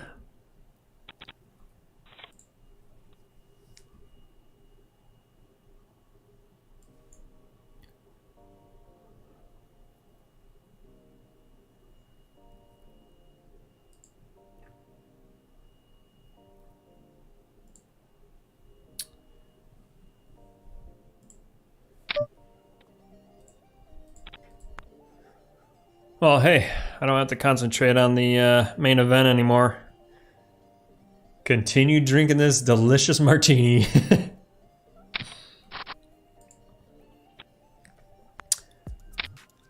Oh, it's so good. Mmm.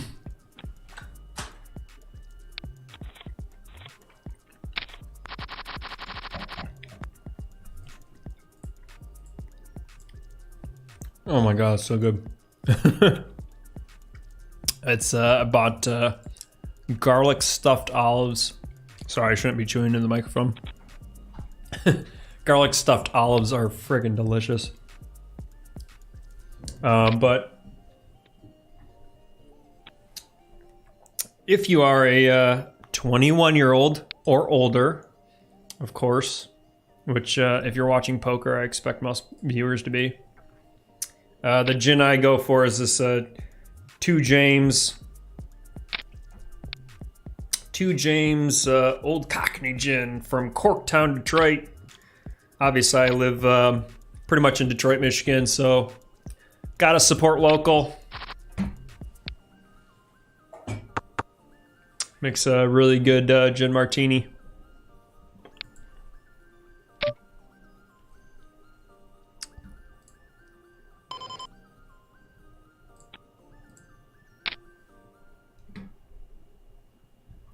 I don't really know the rules and regulations of promoting alcohol on YouTube, so there's so many rules out there.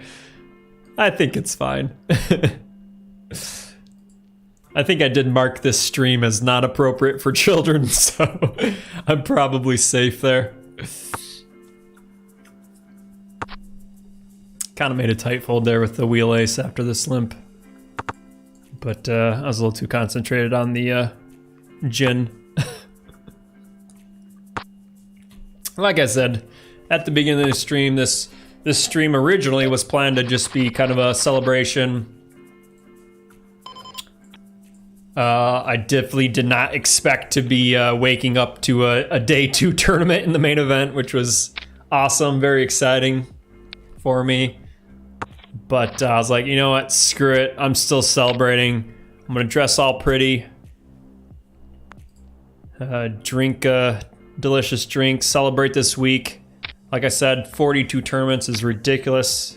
I haven't played that many tournaments in a week ever in my life, even in 18 years. But I could, let me type in, obviously this, still got 3 tournaments to play here. I can still cash in these, but as these are all small buy-in tournaments, I'm not gonna be expecting too much. But anything can happen. I could win here. I should crack open.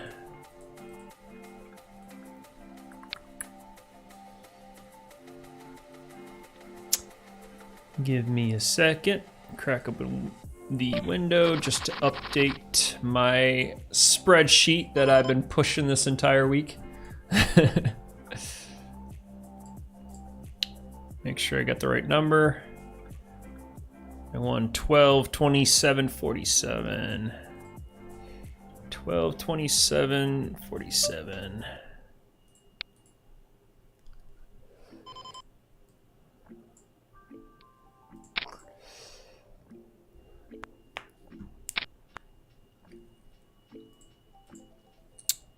I'm on screen number 2.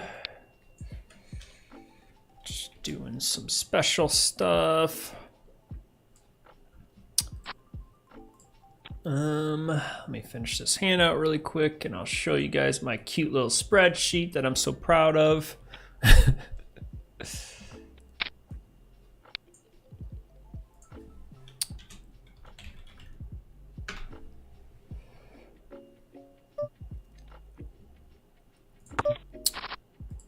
I'm just gonna check fold any but.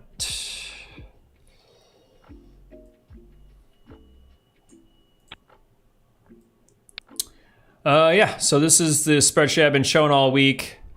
I love spreadsheets. I'm a big nerd about them. But I've been, I just put a link in the chat, which for you guys was 4 minutes ago. But also, of course, I got another hand to play. But also, it's a link in the description below for this video and all of my live streams for this entire week. Let me play this hand real quick. But yeah, I went on Google Sheets. That's my software of choice. This guy goes for 4x sizing, but I have a feeling that's just gonna get a lot of callers, especially from these this guy that's been limping every single hand, and Queen 10's darn suited, especially getting like 5-1 here. Surprised he folded. Flopped. Excuse me. Flopped a, let's see, flush draw, obviously. Good thing he checked. I would really love to see a straight card on the turn. This is a huge pot already with that raise. Gotta bet half. It's a big pot.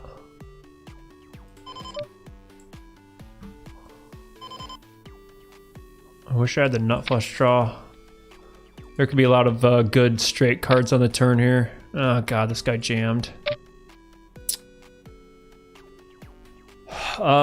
Usually I call here, but since I don't have the nut flush draw, I could easily be up against another nut flush draw. I don't want to make too many dumb decisions. And of course I'm crushing that guy, and why fuck, I would have won. Ayah! Damn it. If I had a straight draw to go with that, but unfortunately I just didn't. Oh my god. I mean, this guy raised it up 5x. I don't expect a lower flush draw to be coming in here. Ace 7 suited, ace 5 spades. Like, these two players are gonna have so many higher flush draws. And especially if it's like raise, re-raise, like usually typically in those spots, somebody has a flush draw, which in my head means I'm losing because there's 2 outs that I'm missing. And I was right, actually. I was up against another flush draw, and this guy has 2 of my outs. So typically with a flush draw, you have 9 outs, but if I'm thinking someone else has a flush draw, that's minus 2 outs, which means I only have 7 outs. If I had a straight draw, I would have called. Really close though. All in here. 3-bet jammed. King Jack only had 9 bigs. Unfortunately completely smoked here and done out of the $50. I'm not gonna bother rebuying here since this is I could rebuy. Maybe, we'll see. 1400. Yeah, so I'm thinking I'm against 2 players. This board is on the wet side, but I don't expect too many people connecting with 8-7. I mean, there's some 9-10s that call a 5x raise, but obviously I'm blocking some of those. You know, 9-10 suit's not going to be in there because I have the 10 of spades.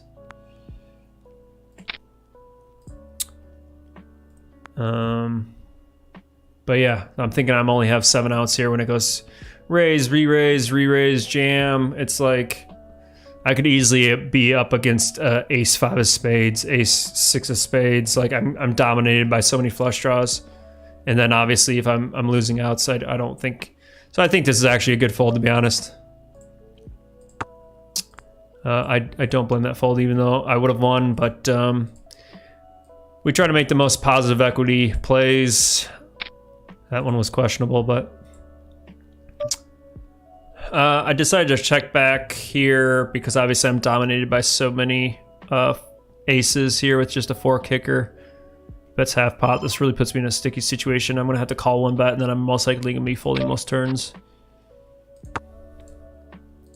Even though my stack to pot ratio is about 1. Yeah, I'm just dominated way too many times. I mean, he could find some bluffs, but even some straight draws get here. Not many, but oops. Just unfortunate. He could be bluffing with like Jack 9 of spades. That would be a great bluff, but I just don't expect that kind of hand to be in his range that often.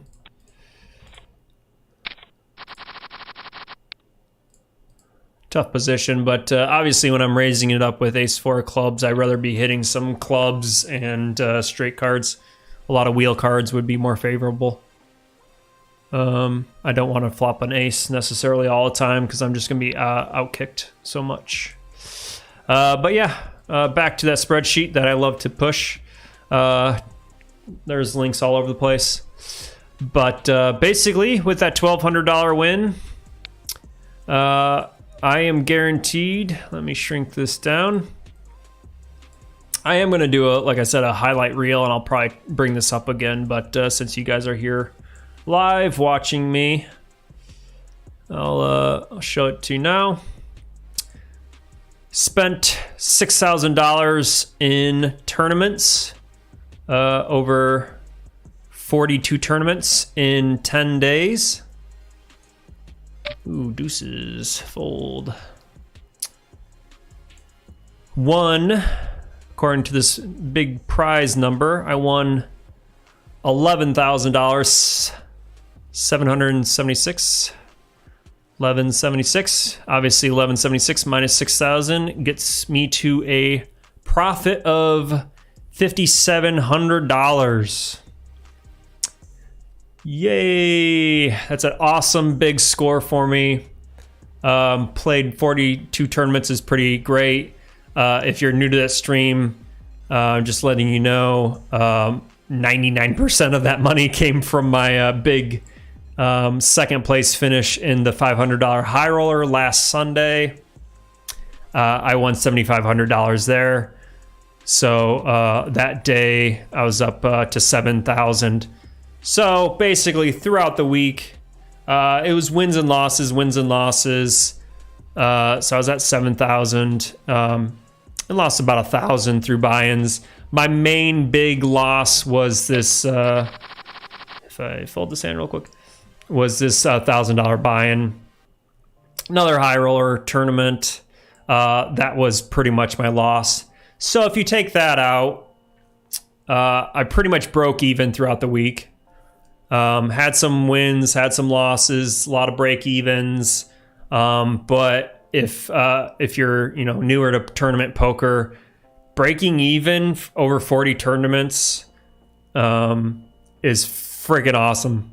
Like, you're going to see so many graphs. Let me bring up my graph here. Probably be calling this hand, but this graph is pretty excellent. I'm pretty proud to see this. Let me play this in. Just going to check fold this. You're going to see a lot of poker players' charts that spike and then go down, go down, go down, go down, spike, go down, go down, go down. Poker tournaments are very high variance. So you could play 40 tournaments with, I'm just going to rip in 17, 18 big blinds here with fives. I don't want to raise here and then play awkwardly out of position.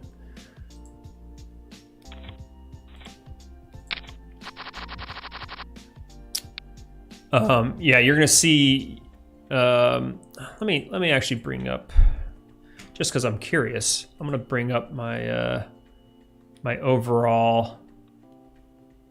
I think it's sharkscope.com. I think is the account. Let me find me real quick. I'm just gonna fold since I'm talking about this. Ryan Haury is my name.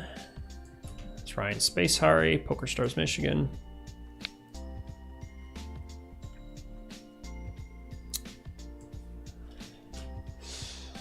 Yeah, this is, I gotta shrink it down for you guys to see this. Not that small. Oh, come on. I don't know if this is gonna fit on my screen or not. Doo-doo-doo.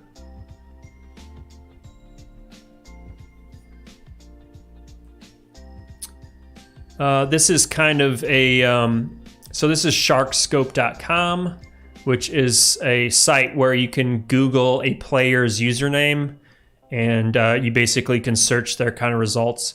I think you might have to play poker and kind of like opt in to see some people's results, but this is kind of like a standard graph that you're going to see a lot of poker players. So, you might win a big tournament. Of course, I got a hand. I'm trying to talk here, PokerStars. Give me a break.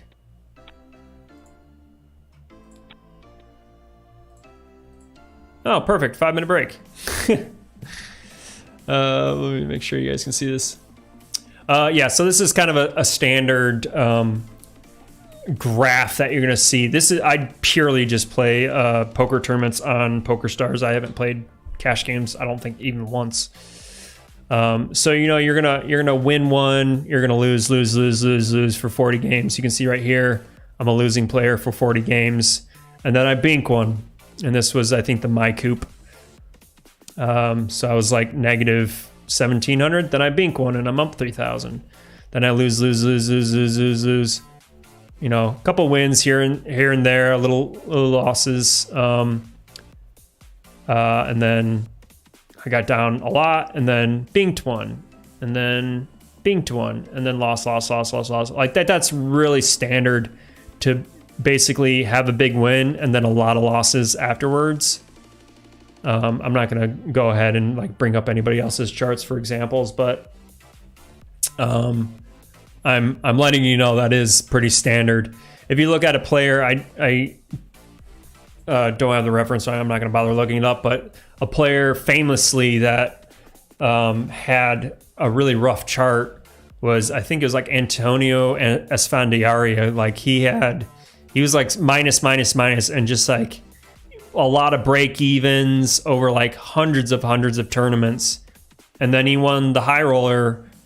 Geez, this is a long time ago, but he won 18 million. So his chart's just like break even, losses. Then all of a sudden this ginormous spike. So I think that's pretty standard. Obviously, you want to average out where even though you bottom out, like obviously you want your losses, your chart to, it's hard to visualize, but you want this to be like, even though you're losing, you want your wins to start overcoming your losses in general. And I have to admit, like this time period, like I was learning a lot in poker, but I still did not know as much as I do now. And I've learned a lot over the last couple months, even this last year. So I'm glad, like, obviously I binked this here and I'm like up at 9K winning, obviously one big giant cash. But you know, this slower downturn, like I'm still pretty proud of that. I think this is missing the cash that I just made today. Today's 131, so obviously it's missing my cash from tonight, but that would put me around 7.5, 8K wins. So that's pretty standard for a poker chart. But as long as you're, like I said, as long as your wins and your spikes and your downturns start to overall, if you do like a trend line, if anyone knows about investing, there's like a 7-day average trend line of some sort. You obviously want those numbers to keep going up and up and up. So I'm very happy to see me in the positives here, and over 42 tournaments. Very, very proud of that kind of end. Obviously, we're still rocking 3 tournaments here. I could still bink one of these for another 3,000, but anything can happen. But yeah, tournament will resume in 3 minutes. I been drinking a lot of martini, celebrating the end of the winter series. Excuse me. I'm like being ridiculous right now. This is fun. So I need to use the bathroom and get some water. So I'll see you guys in a couple minutes.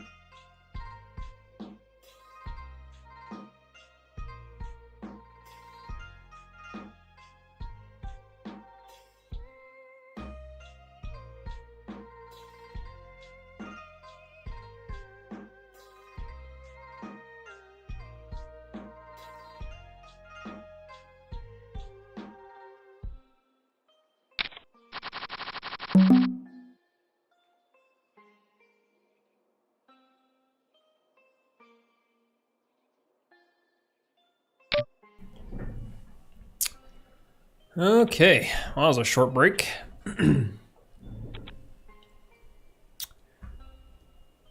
Sorry, I've been talking for so long. I haven't seen the chat. Wayne asks, they bottle other things. That's a good question. I think they do. Let me double check. Yeah, it's 2 James Spirits. I want to say it's in Dearborn. I think they do do vodka. Typically, somebody that does like gin also does vodka. And they do mix it up. I want to say, you know, I do remember kind of seeing a whiskey of theirs. I haven't been to their tasting room yet, but well, I'll get there eventually. But yeah, it's a pretty solid gin for sure. And again, love supporting local.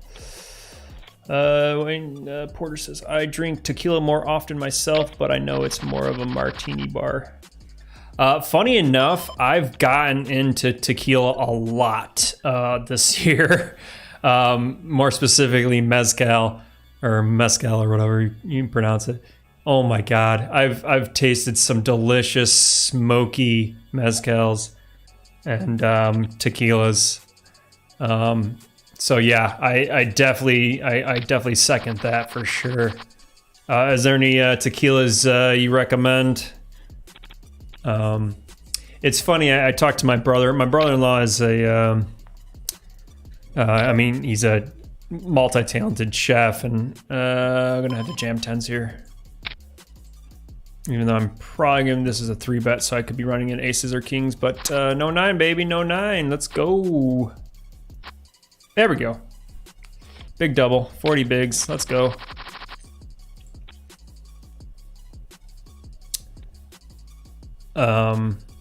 Yeah, so my brother-in-law, I'll just do the short story, is that he knows wine and liquor and food, and he's very smart with all that stuff. But anyways, he gave me a sip of this mezcal. It's just like, oh my God, I can't believe alcohol is this delicious. But yeah, it's like the story I was telling him. It's like, it's funny because tequila gets a bad rap. Like, tequila is such like famously known as like the spring break drink where there's just cheap crap tequila people are getting drunk off of and getting like so hungover, and they're just like, oh my God, I threw up last night. I just had too many shots of tequila. Tequila's so gross. That is such a bad rap for tequila, because if you find some delicious tequila and have like some class in your life, you're just like, okay. You find some more expensive tequilas, and you know, I was like, I did a shot of tequila like a year ago, and I was a little nervous about it. I was like, okay, I've heard tequila's bad. I'm like, oh my God, this is delicious. I could sip this tequila. And then I had mezcal, and I'm like, I love anything that's smoky. It's just so delicious. So if anyone has any tequila recommendations, I'll be definitely taking that. Margaritas, I would say, is probably my number one favorite drink. Like a smoky margarita with God, what I recommend. I went to a bar once, and I just told the bartender, this was I'm blanking on the name. The Oakland in Ferndale. I definitely recommend it. If anyone likes alcohol, I recommend the Oakland in Ferndale, a novelty art company, a very, very famous place in Ferndale, Michigan. Delicious drinks. They're more on the pricey side. You're going to be spending about $15 a drink, but you're getting very, very strong, delicious drinks. So you're getting tons of value out of it. And definitely one of my favorite places to go for sure. But there's such great bartenders there. You can say like, okay, I want something smoky, maybe a little something spicy. And I basically said like, hey, I want mezcal with a little bit of spice. If you have like a jalapeno or habanero syrup of some sort, excuse me, you know, give me something like that. And of course, they were able to make something, and it was delicious. But yeah, something that's a little spicy, a little smoky. Tequila and mezcal just work great for that. I'm starting to lose my voice. I've been talking for 2 hours straight. I haven't shut my friggin' mouth. Need to drink my martini.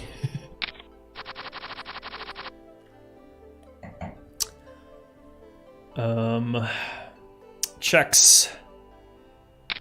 What up, Chex? How you doing, man? You've been following my stream all week long. Definitely appreciate it, man. Thanks for following me this whole week. He said, no cap today. Peace sign. Yeah, definitely, man. Wanted to mix it up. Been wearing a baseball cap pretty much this entire week. King Queen. Supposed to be a raise, I think, but against two limpers out of position, I'm just gonna flat here for cheap. Yeah, I think I started this stream off this last week. I think it was like Saturday and Sunday. I didn't wear a hat, but the rest of the week I wore one. But I was watching the it's a big bet. Do I still call here? I don't have any backdoor flush draws. This is really close to a call. Obviously, I'm getting dominated by an ace, but if an ace or a king or a queen spikes, I'm going to get a lot of value from an ace from two players. I don't expect anyone to be blocking my outs because I expect ace queen and ace king to be raising pre-flop, so I do hope for clean outs. But it's a brick on the turn here. I'm just going to fold. But yeah, I was kind of like reviewing some of my streams that I did, and I realized like I had my hat like this low, and I'm looking this way because most of my tournaments are on my left screen here, and my camera is just looking right at the bill of my hat, and you can't see my face at all. I'm like, ah, shit. This guy's probably gonna limp, and I'm gonna 3-bet his ass.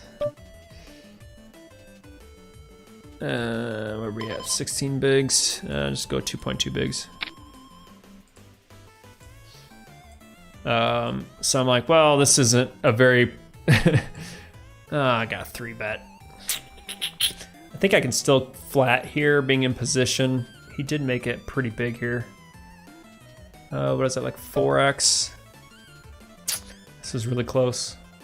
6 bigs to win 12. I'm only getting 2-1. I do have position, but it's a really awkward sizing. I'm just gonna make kind of an exploit fold there. I bet GTO says to call, but I haven't played many hands with this guy at all, so it's hard to justify there.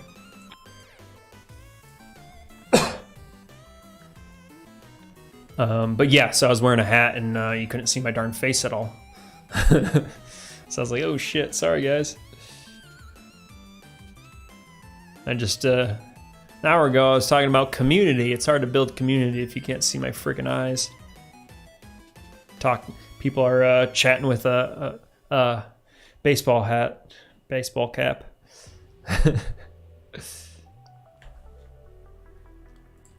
But yeah, like I said earlier, I was like, I'll dress up. I'll get my hair all prettied up. Wear one of my favorite dress shirts that I wear to the Oakland here in Ferndale.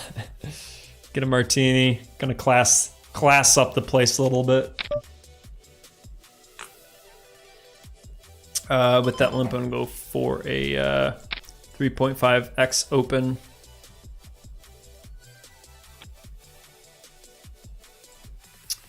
Still have another tournament at 9 o'clock, which is in about 45 minutes. Against this jam, this is really close. And with a call, I'm going to fold.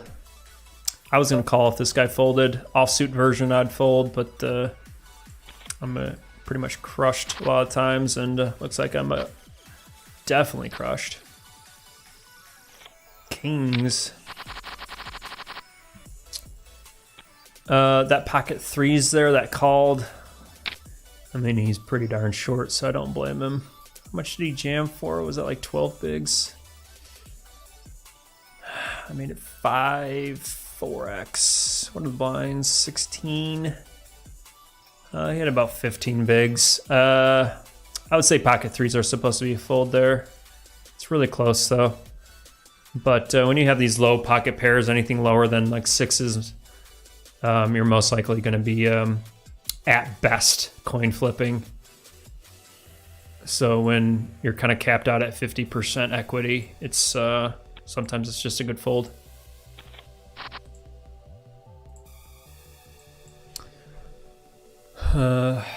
But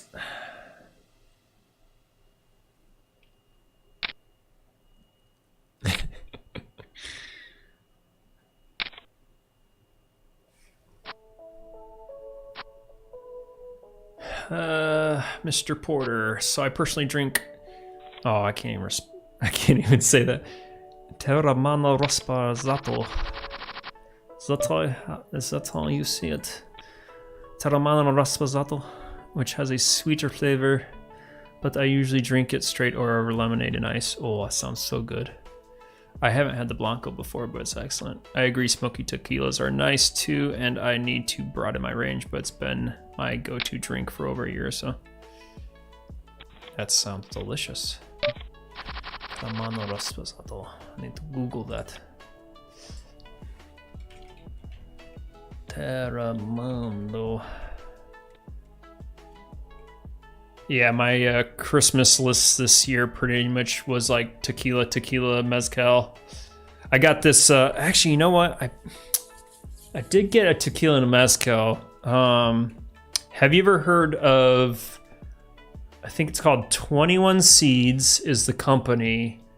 I want to say it's a cucumber jalapeno tequila. Actually, Wayne, you would know this person. Well, Kyle, I don't know if he's watching this stream. I won't say his last name just to respect privacy, but Kyle E at work, when we worked together, you worked with him actually. He recommended this tequila to me. He's big on tequilas too. And I believe it's cucumber jalapeno tequila. Very good. Got a very good flavor to it for sure. Nice little kick to it. But yeah, I would recommend that one. Terramana. I'm just Googling this. Esposada. Can't spell. Ooh. Oh, that looks sexy.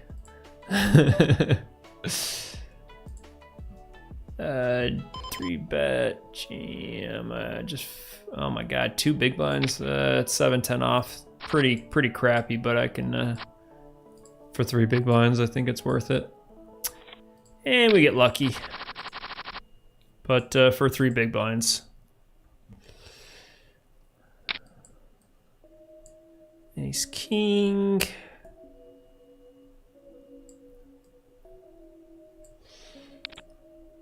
Got a 3-bet. I got 30 bigs. Definitely jamming here. I'm blocking aces and kings, obviously, but for 30 bigs against a 3-bet, ripping this in for sure.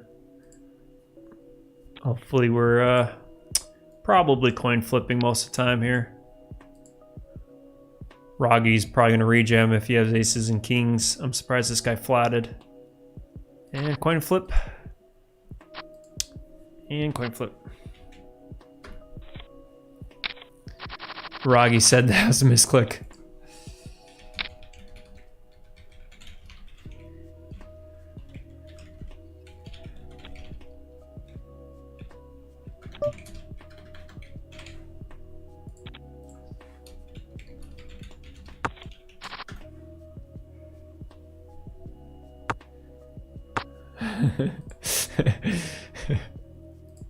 We had ace king. This guy 3-bet, so obviously if we're both blocking aces and kings, ace king, this guy most likely had queens or jacks, and he would have completely scooped the pot. I was expecting a 5-bet jam there, but oh, he would have definitely won. Oh, he had 4s. He 3-bet 4s. Wow. want to make a note of that. We both hit a king though, so he would have lost. Froggy, I've been playing with him a lot this week. But I will make note. 3-bet 4-4 UTG1 versus UTG. Sorry, I'm talking about like poker slang. I was just making a note. If he said that he had 4s there, this guy 3-bet. Let me go back to him. This guy raised ace king under the gun. Roggy here 3-bet 4s under the gun 1 versus under the gun. That's just good to know. I think I would just up and fold 4s there because you're up against bigger pairs a lot under the gun. All right, back to the more important thing. Am I of legal drinking age? Yep, I was born in 1924. Enter site. Let's go. Wayne, is this it? Terramana small batch tequila. Looks delicious. I like this simple recipe here. It's just 2 ounces of Terramana Reposado. Pour over rocks in a rocks glass. Garnish with half an orange wheel or lime wedge. And drink that shit right up. No simpler recipe than ice tequila. Tequila. Yeah, that's delicious. I will definitely put that on my shopping list. Cucumber jalapeno, I'll have to check it out. Yeah, that one's 21 seeds.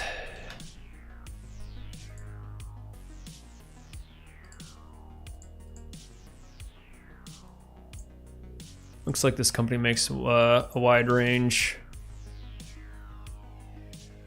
But yeah, oh my god, that looks delicious to me. Got the lime, the jalapenos, the cayenne pepper rim here. Oh yeah, there you go. Oh cool, getting completely bombed right now by more crap. I can't believe YouTube just... I'm reporting this to YouTube and they're doing nothing about it. Report message, unwanted commercial content or spam. This is ridiculous. You guys gotta get your crap together.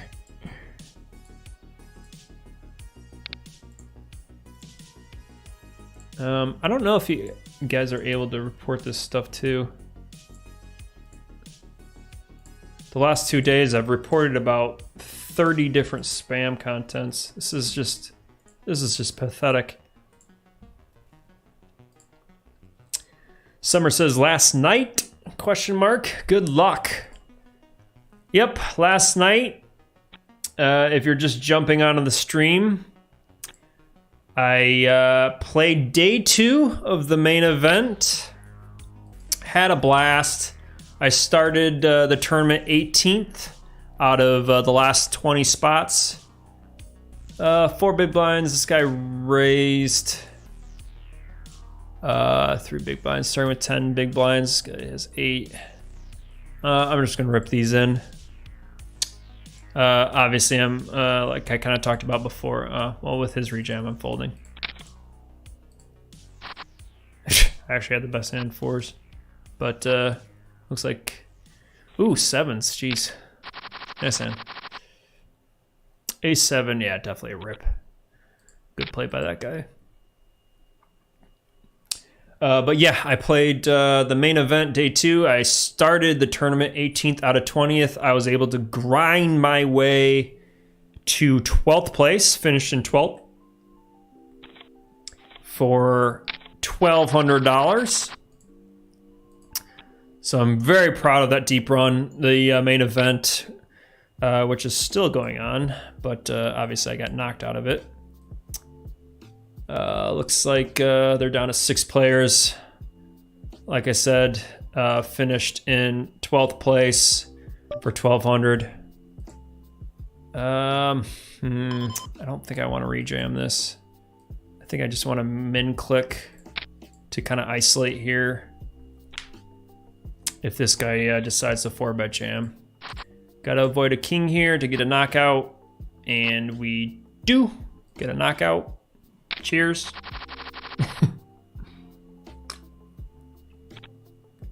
Oh, so good.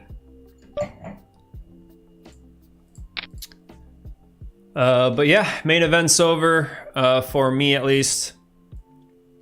I'm very proud of 12th. Like, I definitely didn't expect that. Obviously a little disappointed to come so close. I was only 3 spots away from the final table. But as you can see, 651 players. So to finish in 12th is just like mind-blowing to me. I went on, if you watched my stream at all yesterday, which obviously I have to admit kind of sucked because I had to fix it last night. There's like 6 or 7 different parts to that stream.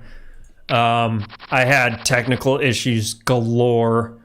My internet just kept blipping out and canceling out the stream, so I had to keep just refreshing, and I was playing 5 tournaments at the same time, so I didn't really have time to restart my modem. That's going to take like 2 minutes.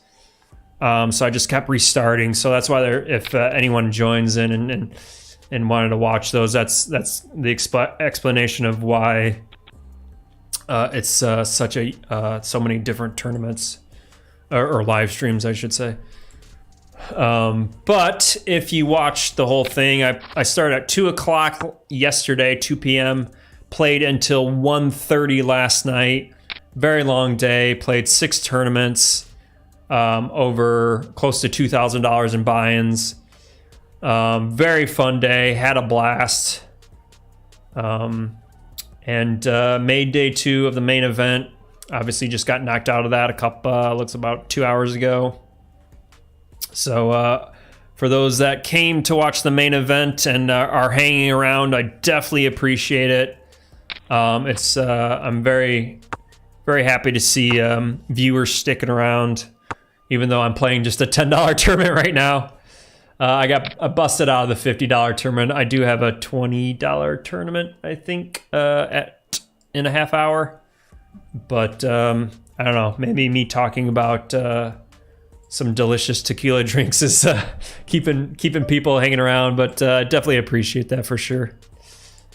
Got a suited connected here, 32 big blinds deep, definitely gonna defend here. Flopped a flush draw, but unfortunately this ace king is definitely gonna be hitting the opener's range. It goes for half pot bet. I don't think a check raise is going to be really good here just because I'm just going to be running into too many big hands. Although that's a very sexy turn card. I have an up and down straight draw with a flush draw. I'm going to be calling any bet here. Again, could check raise. I'm not going to get... I don't have any fold equity though. Pot's 22. I got about 25 back. So even if I rip it in here, I'm just going to get snapped off by an ace. I could get a king to fold. Considering check raising since I have so much equity, but I think just a call is just fine. And just going to check fold, unfortunately, since I bricked out. I had so many outs. A 10, a 5, or a diamond. I just don't think I have enough fold equity. He could have some weaker aces, but I just don't see many weaker aces folding button versus big blind. Obviously that's a garbage river.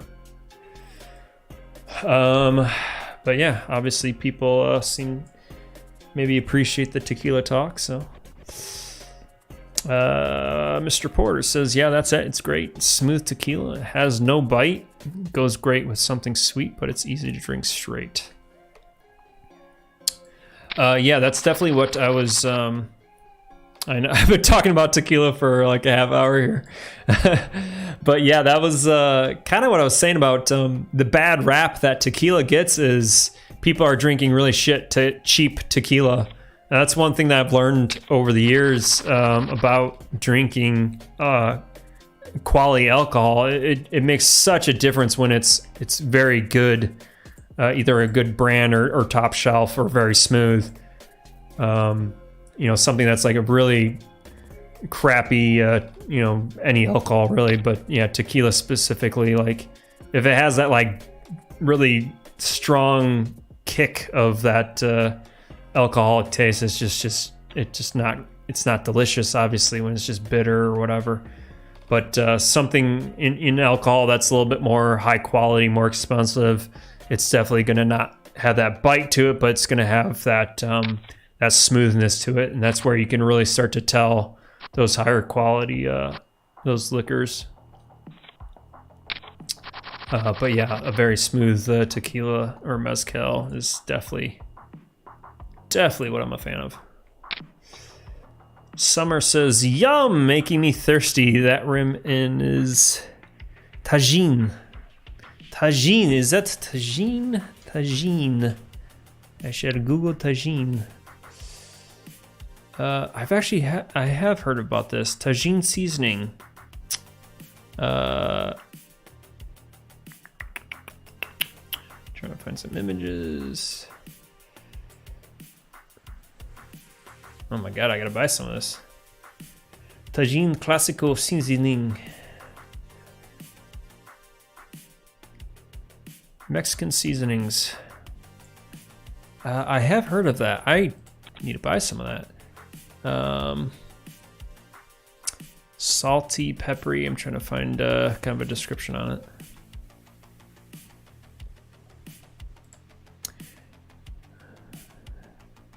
Tagine.com/US.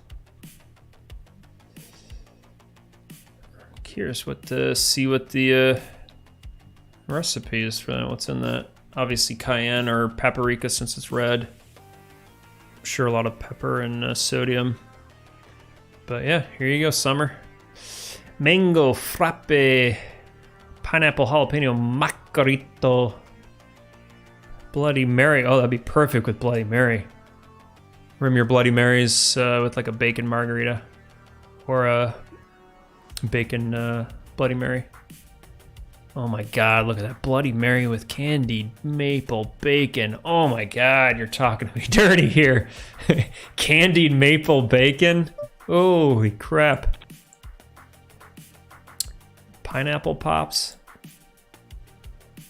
It takes 45 minutes to make it? Oh my god, screw that. 1 pound smoked bacon, 1/4 cup pure maple syrup, 1/4 teaspoon Tagine Clásico, zest of 1 lime. Oh, look at that sexy picture. What have I turned this stream into?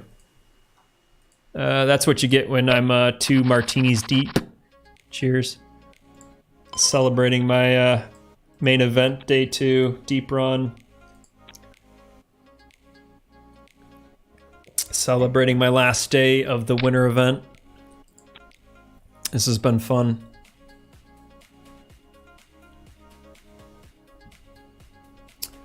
Ooh, sparkling cucumber limeade. Oh my god, look at that. My stream went from poker to just like food and cocktail porn. Cucumber cooler with tagine. I'm gonna have to get some. Summer, that's gonna be remind me to put that on my grocery list, but also my Christmas present for next year. Summer was gracious enough to get me some tequila this year. Was that what I forgot what brand that was. Forgot the name of it, but oh my god, delicious. It's like a golden tequila.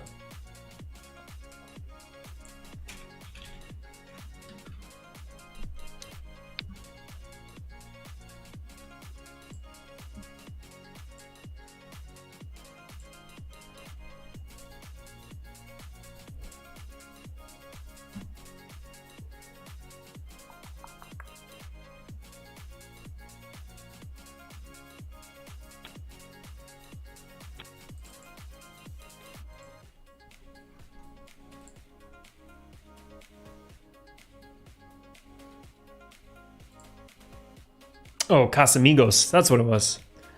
Oh my god, Casamigos tequila. Definitely on the pricey side, but another very good brand I would recommend for you, Wayne. Casamigos Blanco and Casamigos Tequila Raspasato. I don't know if I rolled my R well enough there. Raspasato. There is no R. Tequila Raspasato. But yeah, that's another.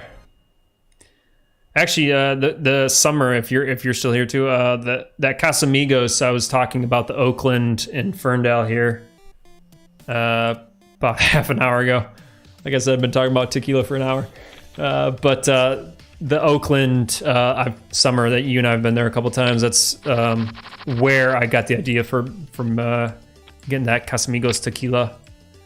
Joe and I went there about a month ago, and they gave us some drinks with that tequila, and it's very smooth, got some smokiness to it, and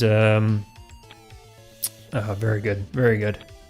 Joe bought a bottle when he was staying at my place, and we drank a lot of it. So that's where I got the idea for asking for that for Christmas. Ace high. Just been graying down here. Looks like I'm down to 12 bigs. 190th out of 234. 700 entries in this tournament. It's ridiculous. Almost 100 places paid. 234 left out of 700. It's a lot of players.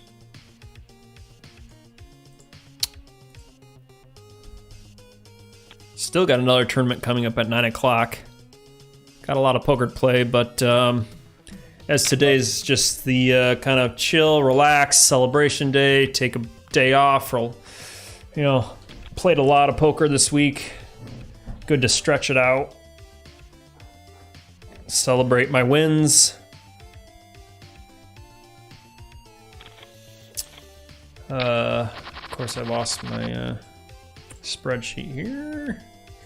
Celebrating my finale win of $5,700. Hell yeah.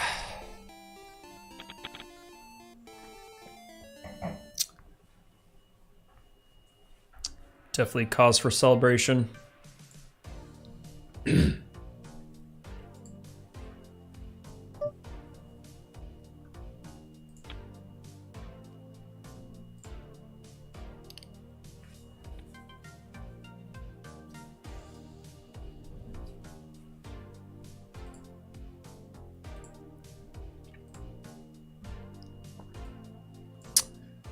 Like I was saying a while back, I do plan on doing kind of a highlight reel of this week. It's going to take a while to edit down all that footage. Hopefully I'll be able to show it to you guys in maybe a week or two. Got a lot of footage to go through.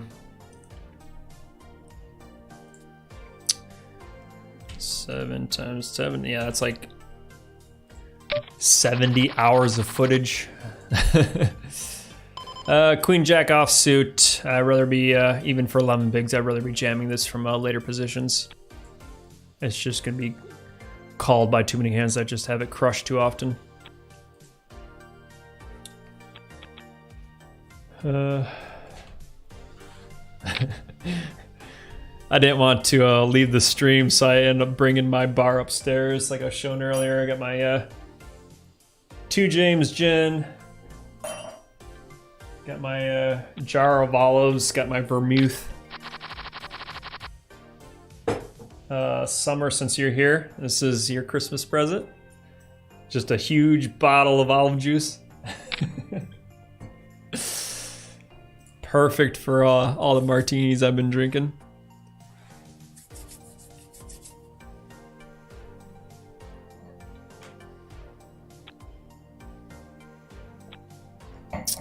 The one warning I have to, oh, this answers. What's the note you have on Orleans 425?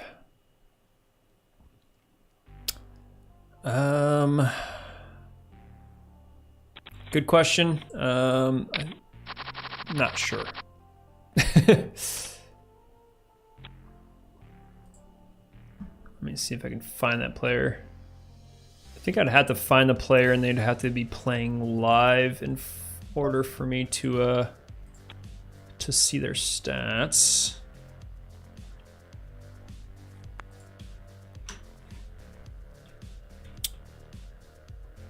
I'm assuming you might be Orlan. Is that how you pronounce it? Orlan 425. Orlan.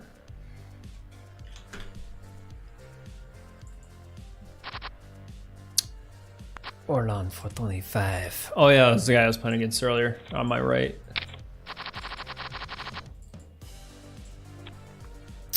Yeah, I was, somebody asked me about what notes they had on them earlier, and I think it might be best to not talk about notes I have on players. Let me see what it means. But this is a pretty not a very specific note, so I don't mind sharing it. I do have some notes on players that are like, this son of a bitch, like jammed with threes, like you know, tilt jamming something, and I'm like, this guy's garbage. I don't want to share those notes, but this note's pretty generic and it doesn't really mean too much. Oh shit, I'm almost out of martini. Jamming pocket nines. Let's go, baby. Uh-oh, up against 10's gonna have to get lucky. 9 ball! Ayah. Oh, I got 2 big blinds. That's all you need. Jamming ace 9 here. Wish us good luck. But yeah, the note I have on Orlan 425, it says, made hero call with bottom pair on wet board. I do kind of recognize that logo. I have 300 hands with this person, so I'm assuming that's you, Tyler. I'm drawn pretty darn thin here and busted. Re-enter. 10 bucks, whatever. I'll probably be coming in for like 10 bigs. Exactly 10 bigs. Boy, I've been playing poker for too long. Got a mark on my sheet. I rebought. Whoops.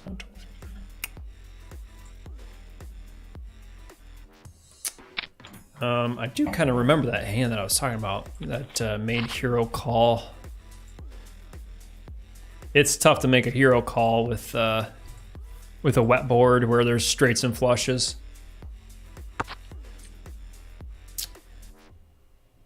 20 more minutes. We have the final tournament of the Winter Series, number 42, Progressive Total Knockout. That one's gonna be interesting. That's a Zoom tournament. That's heads up. So that's gonna be fast-paced action. That should be pretty fun. Hell of a way to go out. I would love to jam 5s here, but under the gun raise, I think I have to fold. Again, at best, coin flipping. Rather find a better option to call a jam. And obviously no fold equity either. That's the other important point about playing a little bit on the tighter side. Of course, I had ace king crushed, would have won, but whatever. We don't. We play the hands that are dealt at that time. Jack 10.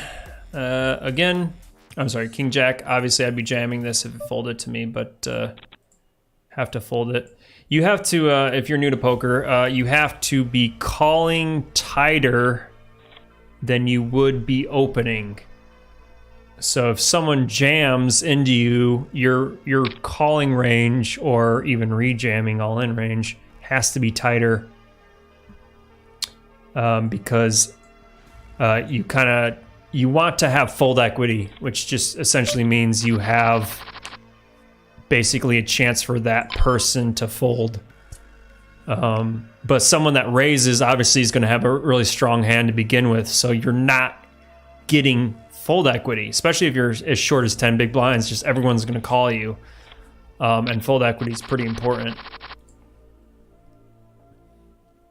Obviously, fold equity is super important in a hand like, when you're bluffing. If you're bluffing and you have absolutely garbage, check out, well, I was going to recommend the stream yesterday, but there's like 12 parts to it. It might be part 5, I don't know.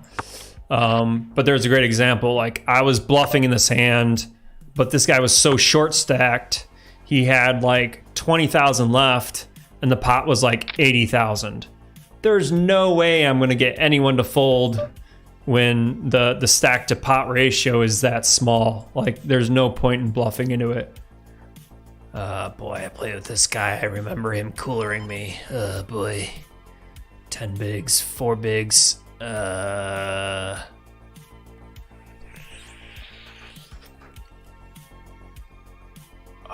man. 10 bigs. This is really close to a jam. This is probably a really tight fold. That was pretty close. Usually when you get 10 bigs and you flop a pair, you're usually check jamming, but unfortunately that was kind of a wet board, and I do expect him to have a king and 9 a lot of the times. I think he limped this hand though. But anyways, you definitely want a better hand than the original raiser. So if somebody raises under the gun, especially under the gun means someone who's it's first person to act. So I'm on the button, small blind, big blind. This Motor City guy here would be under the gun, first to act. So there's more pressure on that person, especially if they raise. They have to have a tighter range, which just basically means they have to have better hands to be raising with, because they're going to be most likely playing the rest of the hand out of position because there's so many players left to act. So if somebody raises under the gun and I have pocket 5s, like in that last situation, I'm going to be just dominated way too many hands. Pocket 5s are not an open under the gun, which means if I have pocket 5s, I'm not beating 2s, 3s, 4s, and 5s. I'm going to be completely dominated by pocket 6s, pocket 7s, plus. Obviously, that's kind of dependent on your stack size. If you have like 100 bigs, 200 big blinds in your stack, you could probably start opening those smaller pocket pairs under the gun. But point being, when somebody's raising under the gun with and I have 10 bigs left with pocket 5s, yeah, I want to jam that a lot of times, but there's just way too many times. I don't have fold equity, meaning he's not going to fold, and when he calls, at most I'm getting 50% equity. He's going to have a lot of ace king, ace queen, ace jack, ace 10 sometimes, and pocket 6s plus, where I'm completely dominated and I have 2 outs to win. Whew, that was a mouthful, but I hope that kind of makes sense to why even at 10 big blinds, I'm still willing to fold pocket 5s. And yes, this is still a poker stream, not always just a tequila stream. So I do have to mix it up with some poker strategy. I'm out of martini. Do I have any more in here? This is just water, I'm pretty sure. Whew.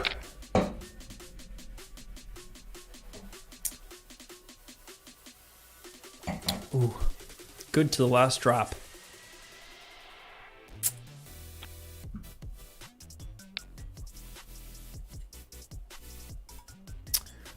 Well, this has been fun.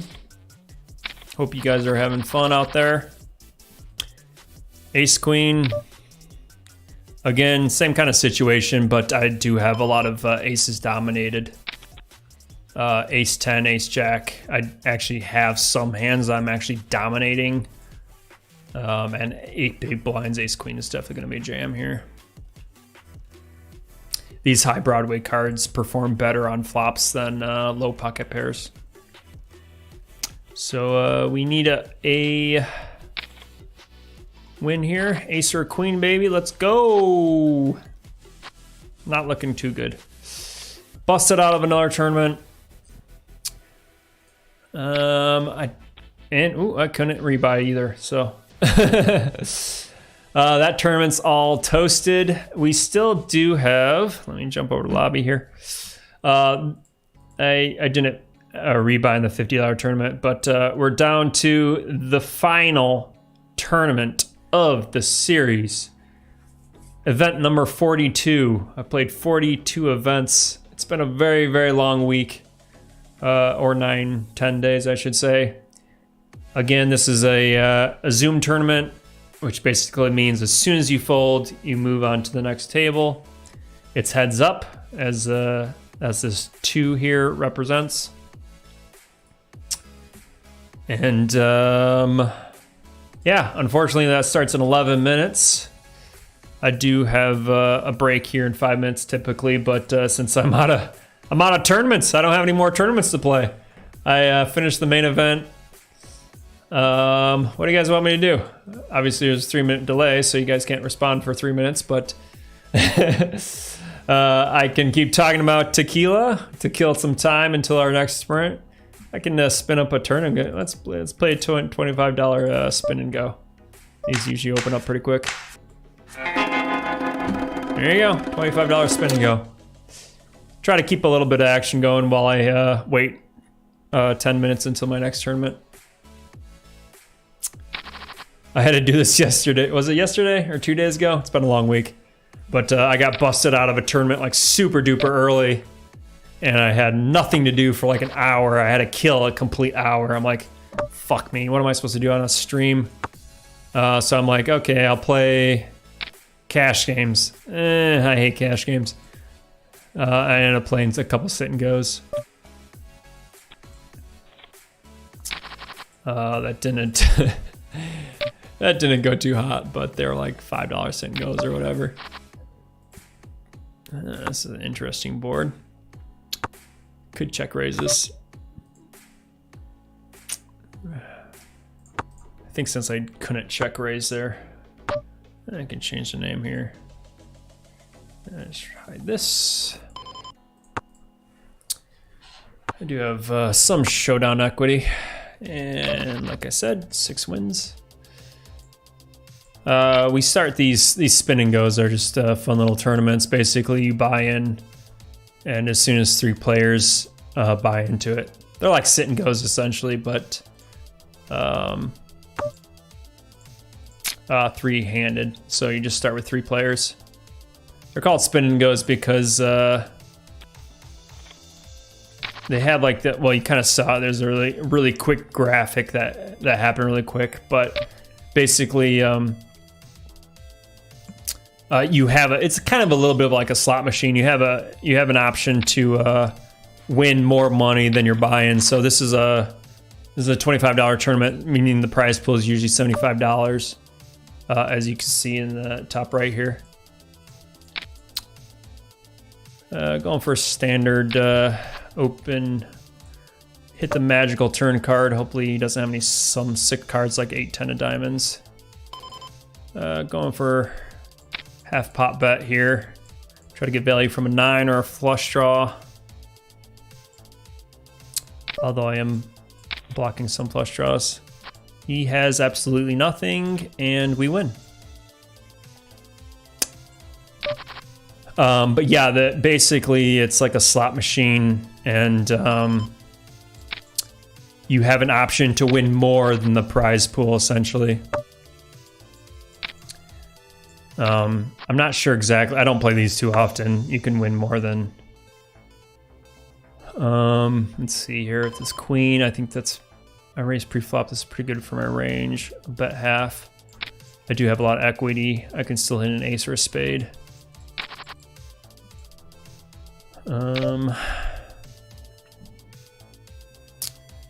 Raise, I could probably raise this sometime. I do need some heads up and three-handed practice, so I don't mind this at all.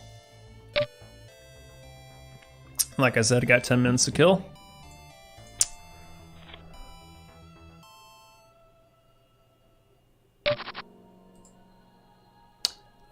For 13 bigs, I can just rip this in. Up against sixes, pretty solid hand. Coin flip, need an ace or a 9 or a 5. Hit an ace and done. And I won $75. Well, I bought it for 25, so I won 50 bucks in about 30 seconds. That was nice. Let's register and do another one.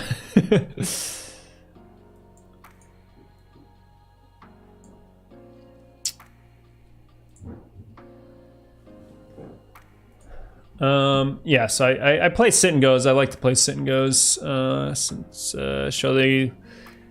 But these, unfortunately, in Michigan right now, they're only offering 6-handed sit and goes. I'm not a huge fan of those. I'd rather play a full ring of 9 players.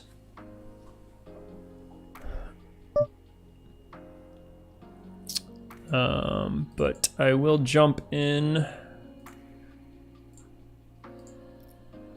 couple of these just to, like I said, kind of kill time. Waiting for the next tournament that starts in 7 minutes, my time.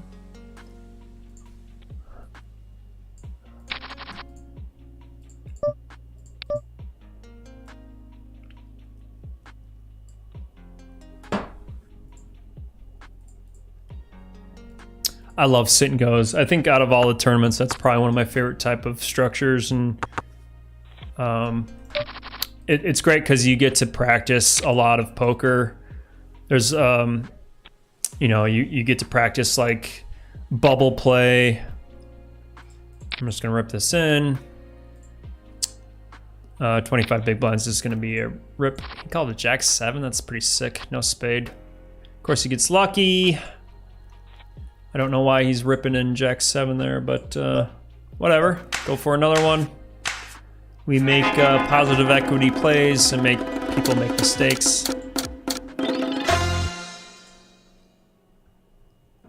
Next tournament.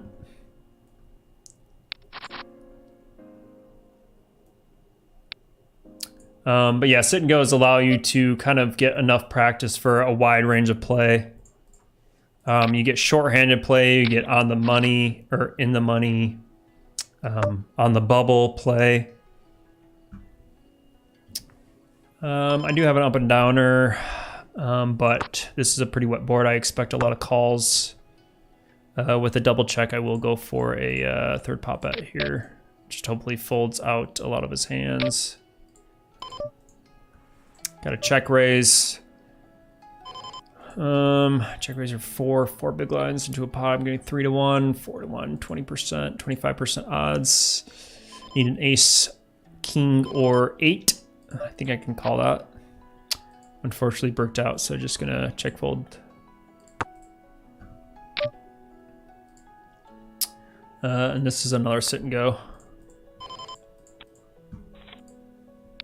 These are 6-handed sit and goes, so it's pretty action packed. But like I said, it's good to get some practice in. There is some deep stack play. You start with 75 big blinds. But if you're following my stream, I made 3 final tables in the first 2 days, and it kind of got awkward because I didn't have a lot of experience playing 3-4-handed. So it was kind of I was like trying to bring back memories of running that deep.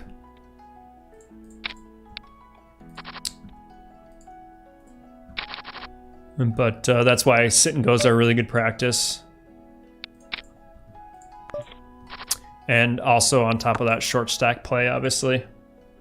It's kind of the quickest way to get practice, and I feel like that's how I got pretty good at the game early on. I mean, this early on, I'm talking like 2008, 2009, when PokerStars, , Full Tilt, all those games were around.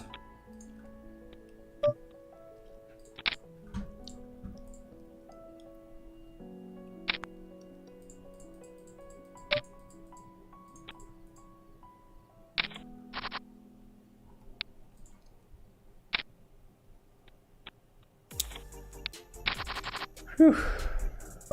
My throat's hurting from talking so much. I'm losing my voice. But who cares? It's the last frickin' night. We're celebrating. We're drinking. We're dressing all pretty.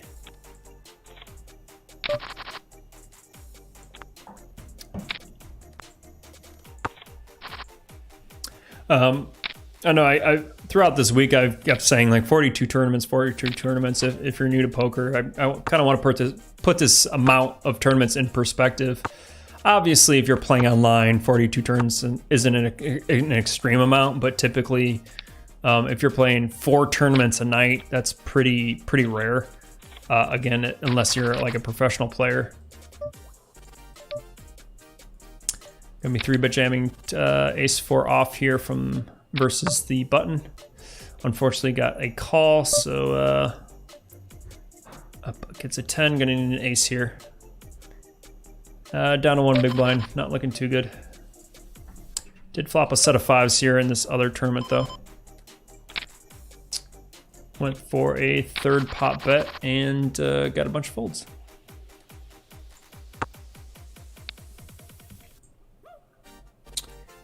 And event number 42 is going to start in 1 minute. That's going to be fun. Got 0.3 big blinds left. I think that's got to go in, unfortunately.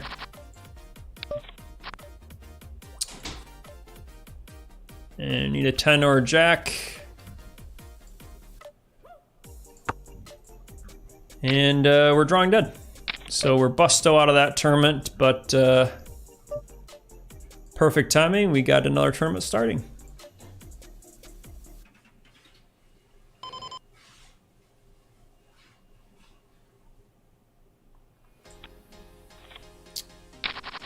So this is the final tournament. I'll just say last tourney. Tourney. That's how you spell last tourney.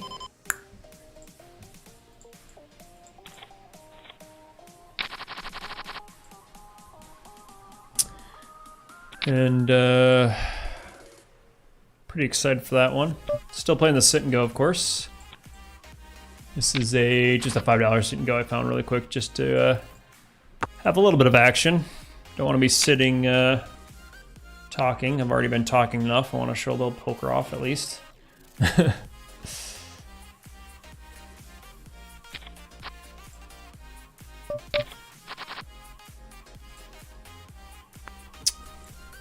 is gonna be fun. Like I said, it's nice to get a little bit of practice shorthanded in.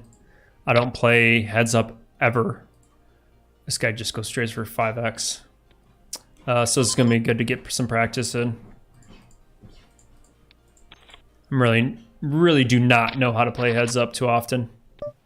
So as you see, this is a Zoom tournament, so pretty much every hand you're gonna be playing a new player. So this should be pretty fun. Should be pretty action-packed. And I'm definitely gonna probably make some mistakes because I do not know heads up poker at all. There's definitely a different strategy to heads up poker for sure.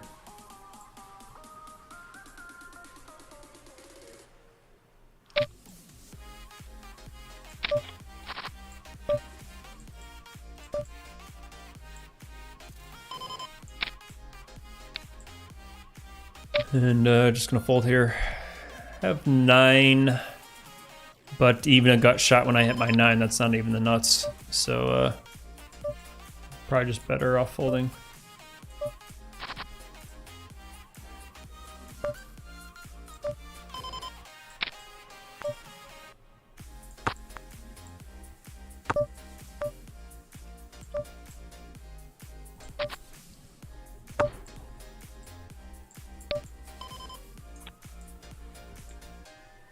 Playing 2-handed and 6-handed, still playing that sit and go tournament.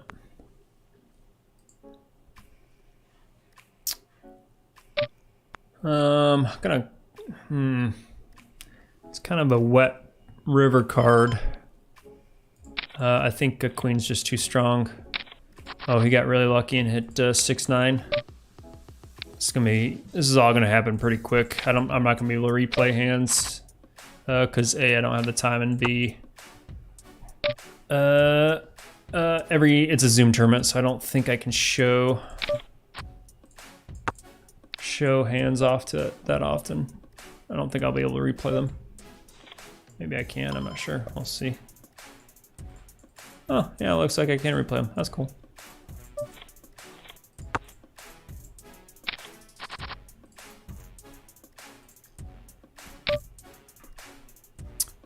Gonna go for a 3-bet here with 9-10 suited.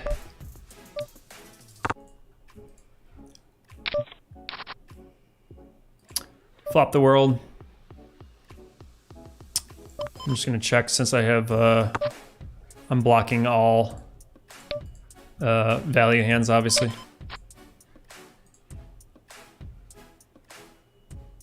Gonna go big here since he called the turn. I expect him to be calling with a lot of aces. Flop the world, that's pretty good. Ace queen. Whew, this is fun. This could be a 3-bet a lot of times. I think it would be out of position, but since I'm in position, I can call. Unfortunately, don't have a diamond, so I can't really justify going too much further here. He goes for an overbet, so I just fold.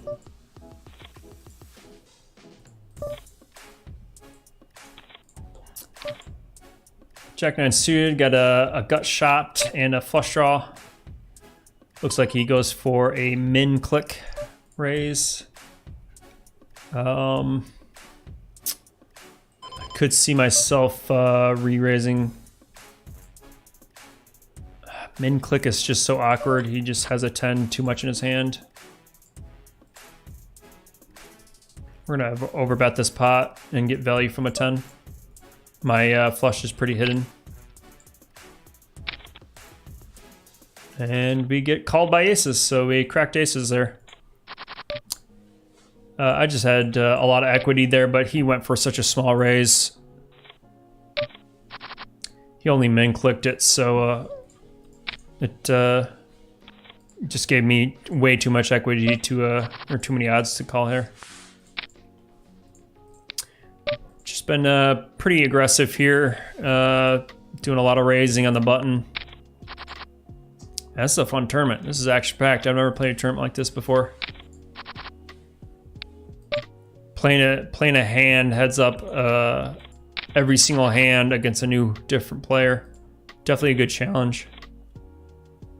I'm gonna try to focus here, but let's not kid ourselves. I'm 2 martinis deep. Like I said, just celebrating, having fun. I've had a lot of standard, typical streams this week, so I thought it'd be fun to close it out with a fun celebration and fuck it, let's get drunk.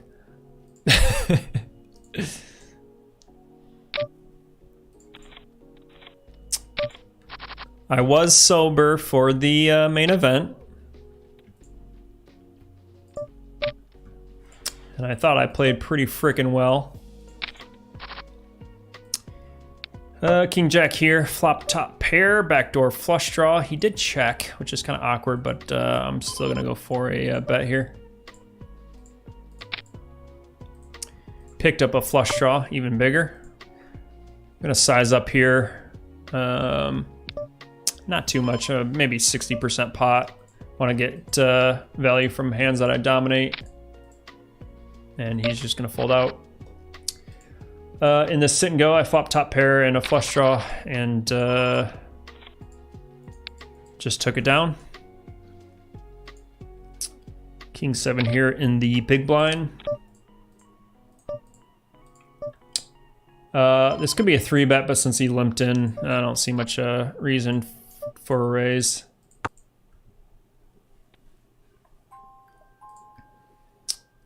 This could work well as a check raise sometimes. Don't have tons of equity on this board. I am going to fire this turn card though, since he checked back, that 4 hits my big blind range. Just hopefully he completely missed. I do have a blocker to the straight. I think I'm gonna overbet this. I don't have too many other blockers though, but I think a queen or a 10 would have bet the flop, so I don't think he has too much, so went for it and got it. King Jack here. I raised, he called. It looks like he's went check on the flop. He led turn. I could probably raise some of these flops, but I do expect a lot of aces. Calling my raise, so I don't think I'm going to get too much fold equity, and I do have a lot of equity here. I think I don't expect this queen to hit him too often. I don't know if this is the greatest to bluff catch with. I am blocking some bluffs. I'm just gonna make a fold here. I think I'm up against an ace too often. The other downside about this zoom heads up is I'm up against, I don't have any like stats on any of these players, so I have no idea who I'm playing against. God, this guy's got 300 big blinds.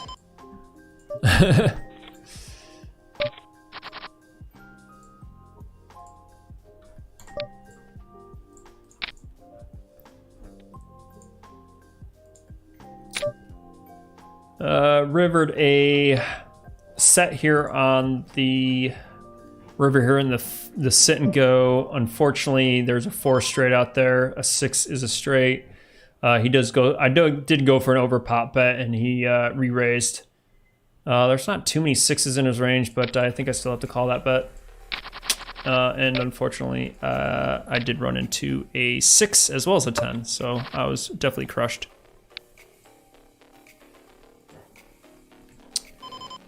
Tyler says I'm not all on, but I know who he is.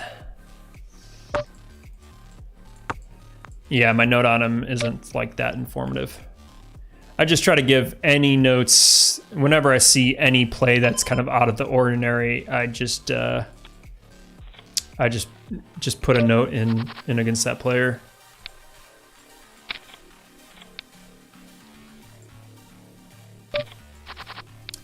Just to help me give me some type of clue of what kind of player that is. Could be good or it could be bad, you know. I missed this board, but I'm gonna go for a third pot bet, C bet, and hopefully he doesn't get it. Got jacks here for a 10 big blind raise. I'm just gonna rip it in for 50 bigs. Up against ace 9, gonna have to dodge an ace or 3. And he sucks out and hit an ace. Hit his 3 outer there. Unfortunate. Now we're short stack here in the sit and go.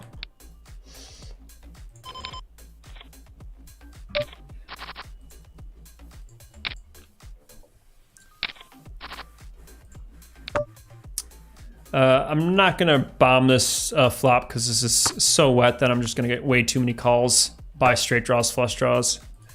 And I don't mind with some showdown equity to just check it back, and we do just chop.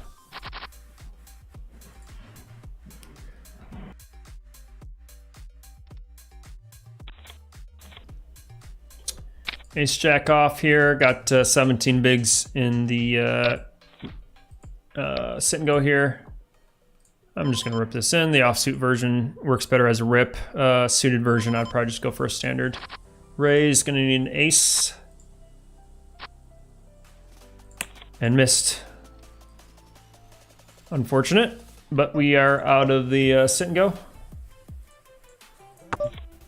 And looks like we're just down to this heads up tournament. This is the last tournament as the live stream says there. But we are super deep, so this is gonna be a while.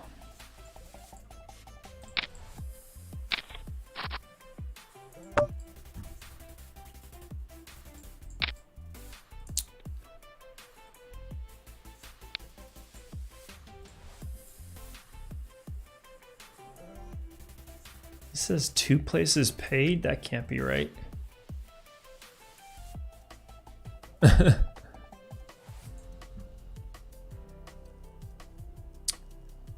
I'm just looking at the lobby right now of this event that I'm playing.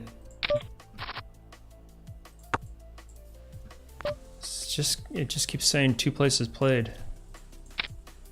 Picked it up an up-down straight draw here. Went for a big sizing.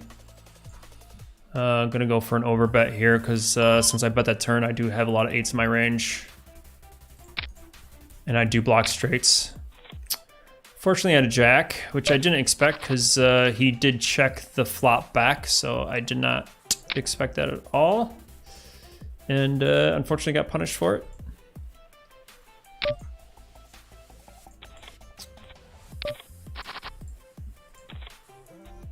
But yeah, it says first and second, $2,000, but there's 128 players in here, so I cannot imagine they're only paying 2 players. That just seems ridiculous.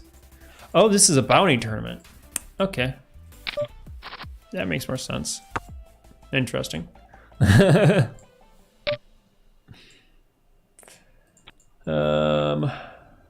even so, that's pretty insane. This guy's got a massive chip lead already. Gonna go for a 3-bet with this ace-3 suited.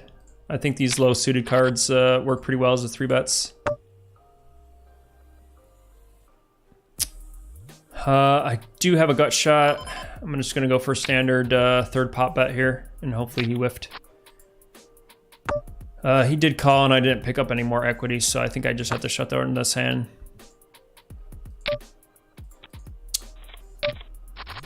That was pretty painful.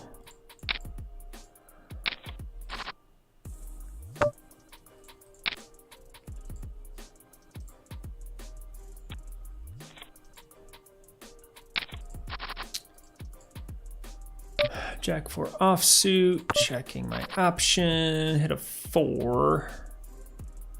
I'm gonna lead here just because I expect an ace to raise pre-flop.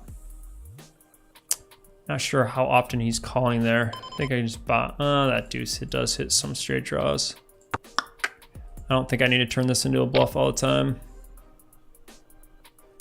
Does he limp with an ace? I'm just gonna fold this. I don't think, my hand's just not that great.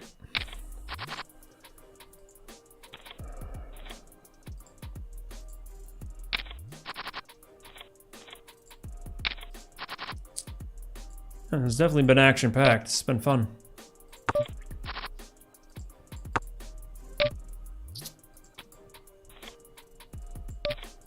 Playing like a hand, every single hand.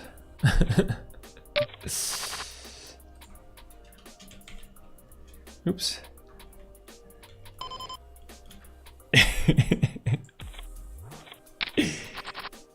That was my buddy Perry.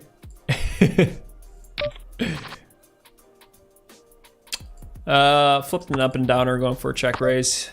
Fortunately, he didn't go for it. I'm gonna bet half here. Still have some 2 overs.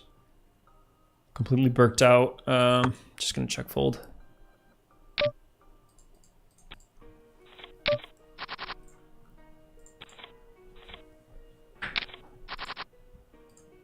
Ace queen. 3-bet.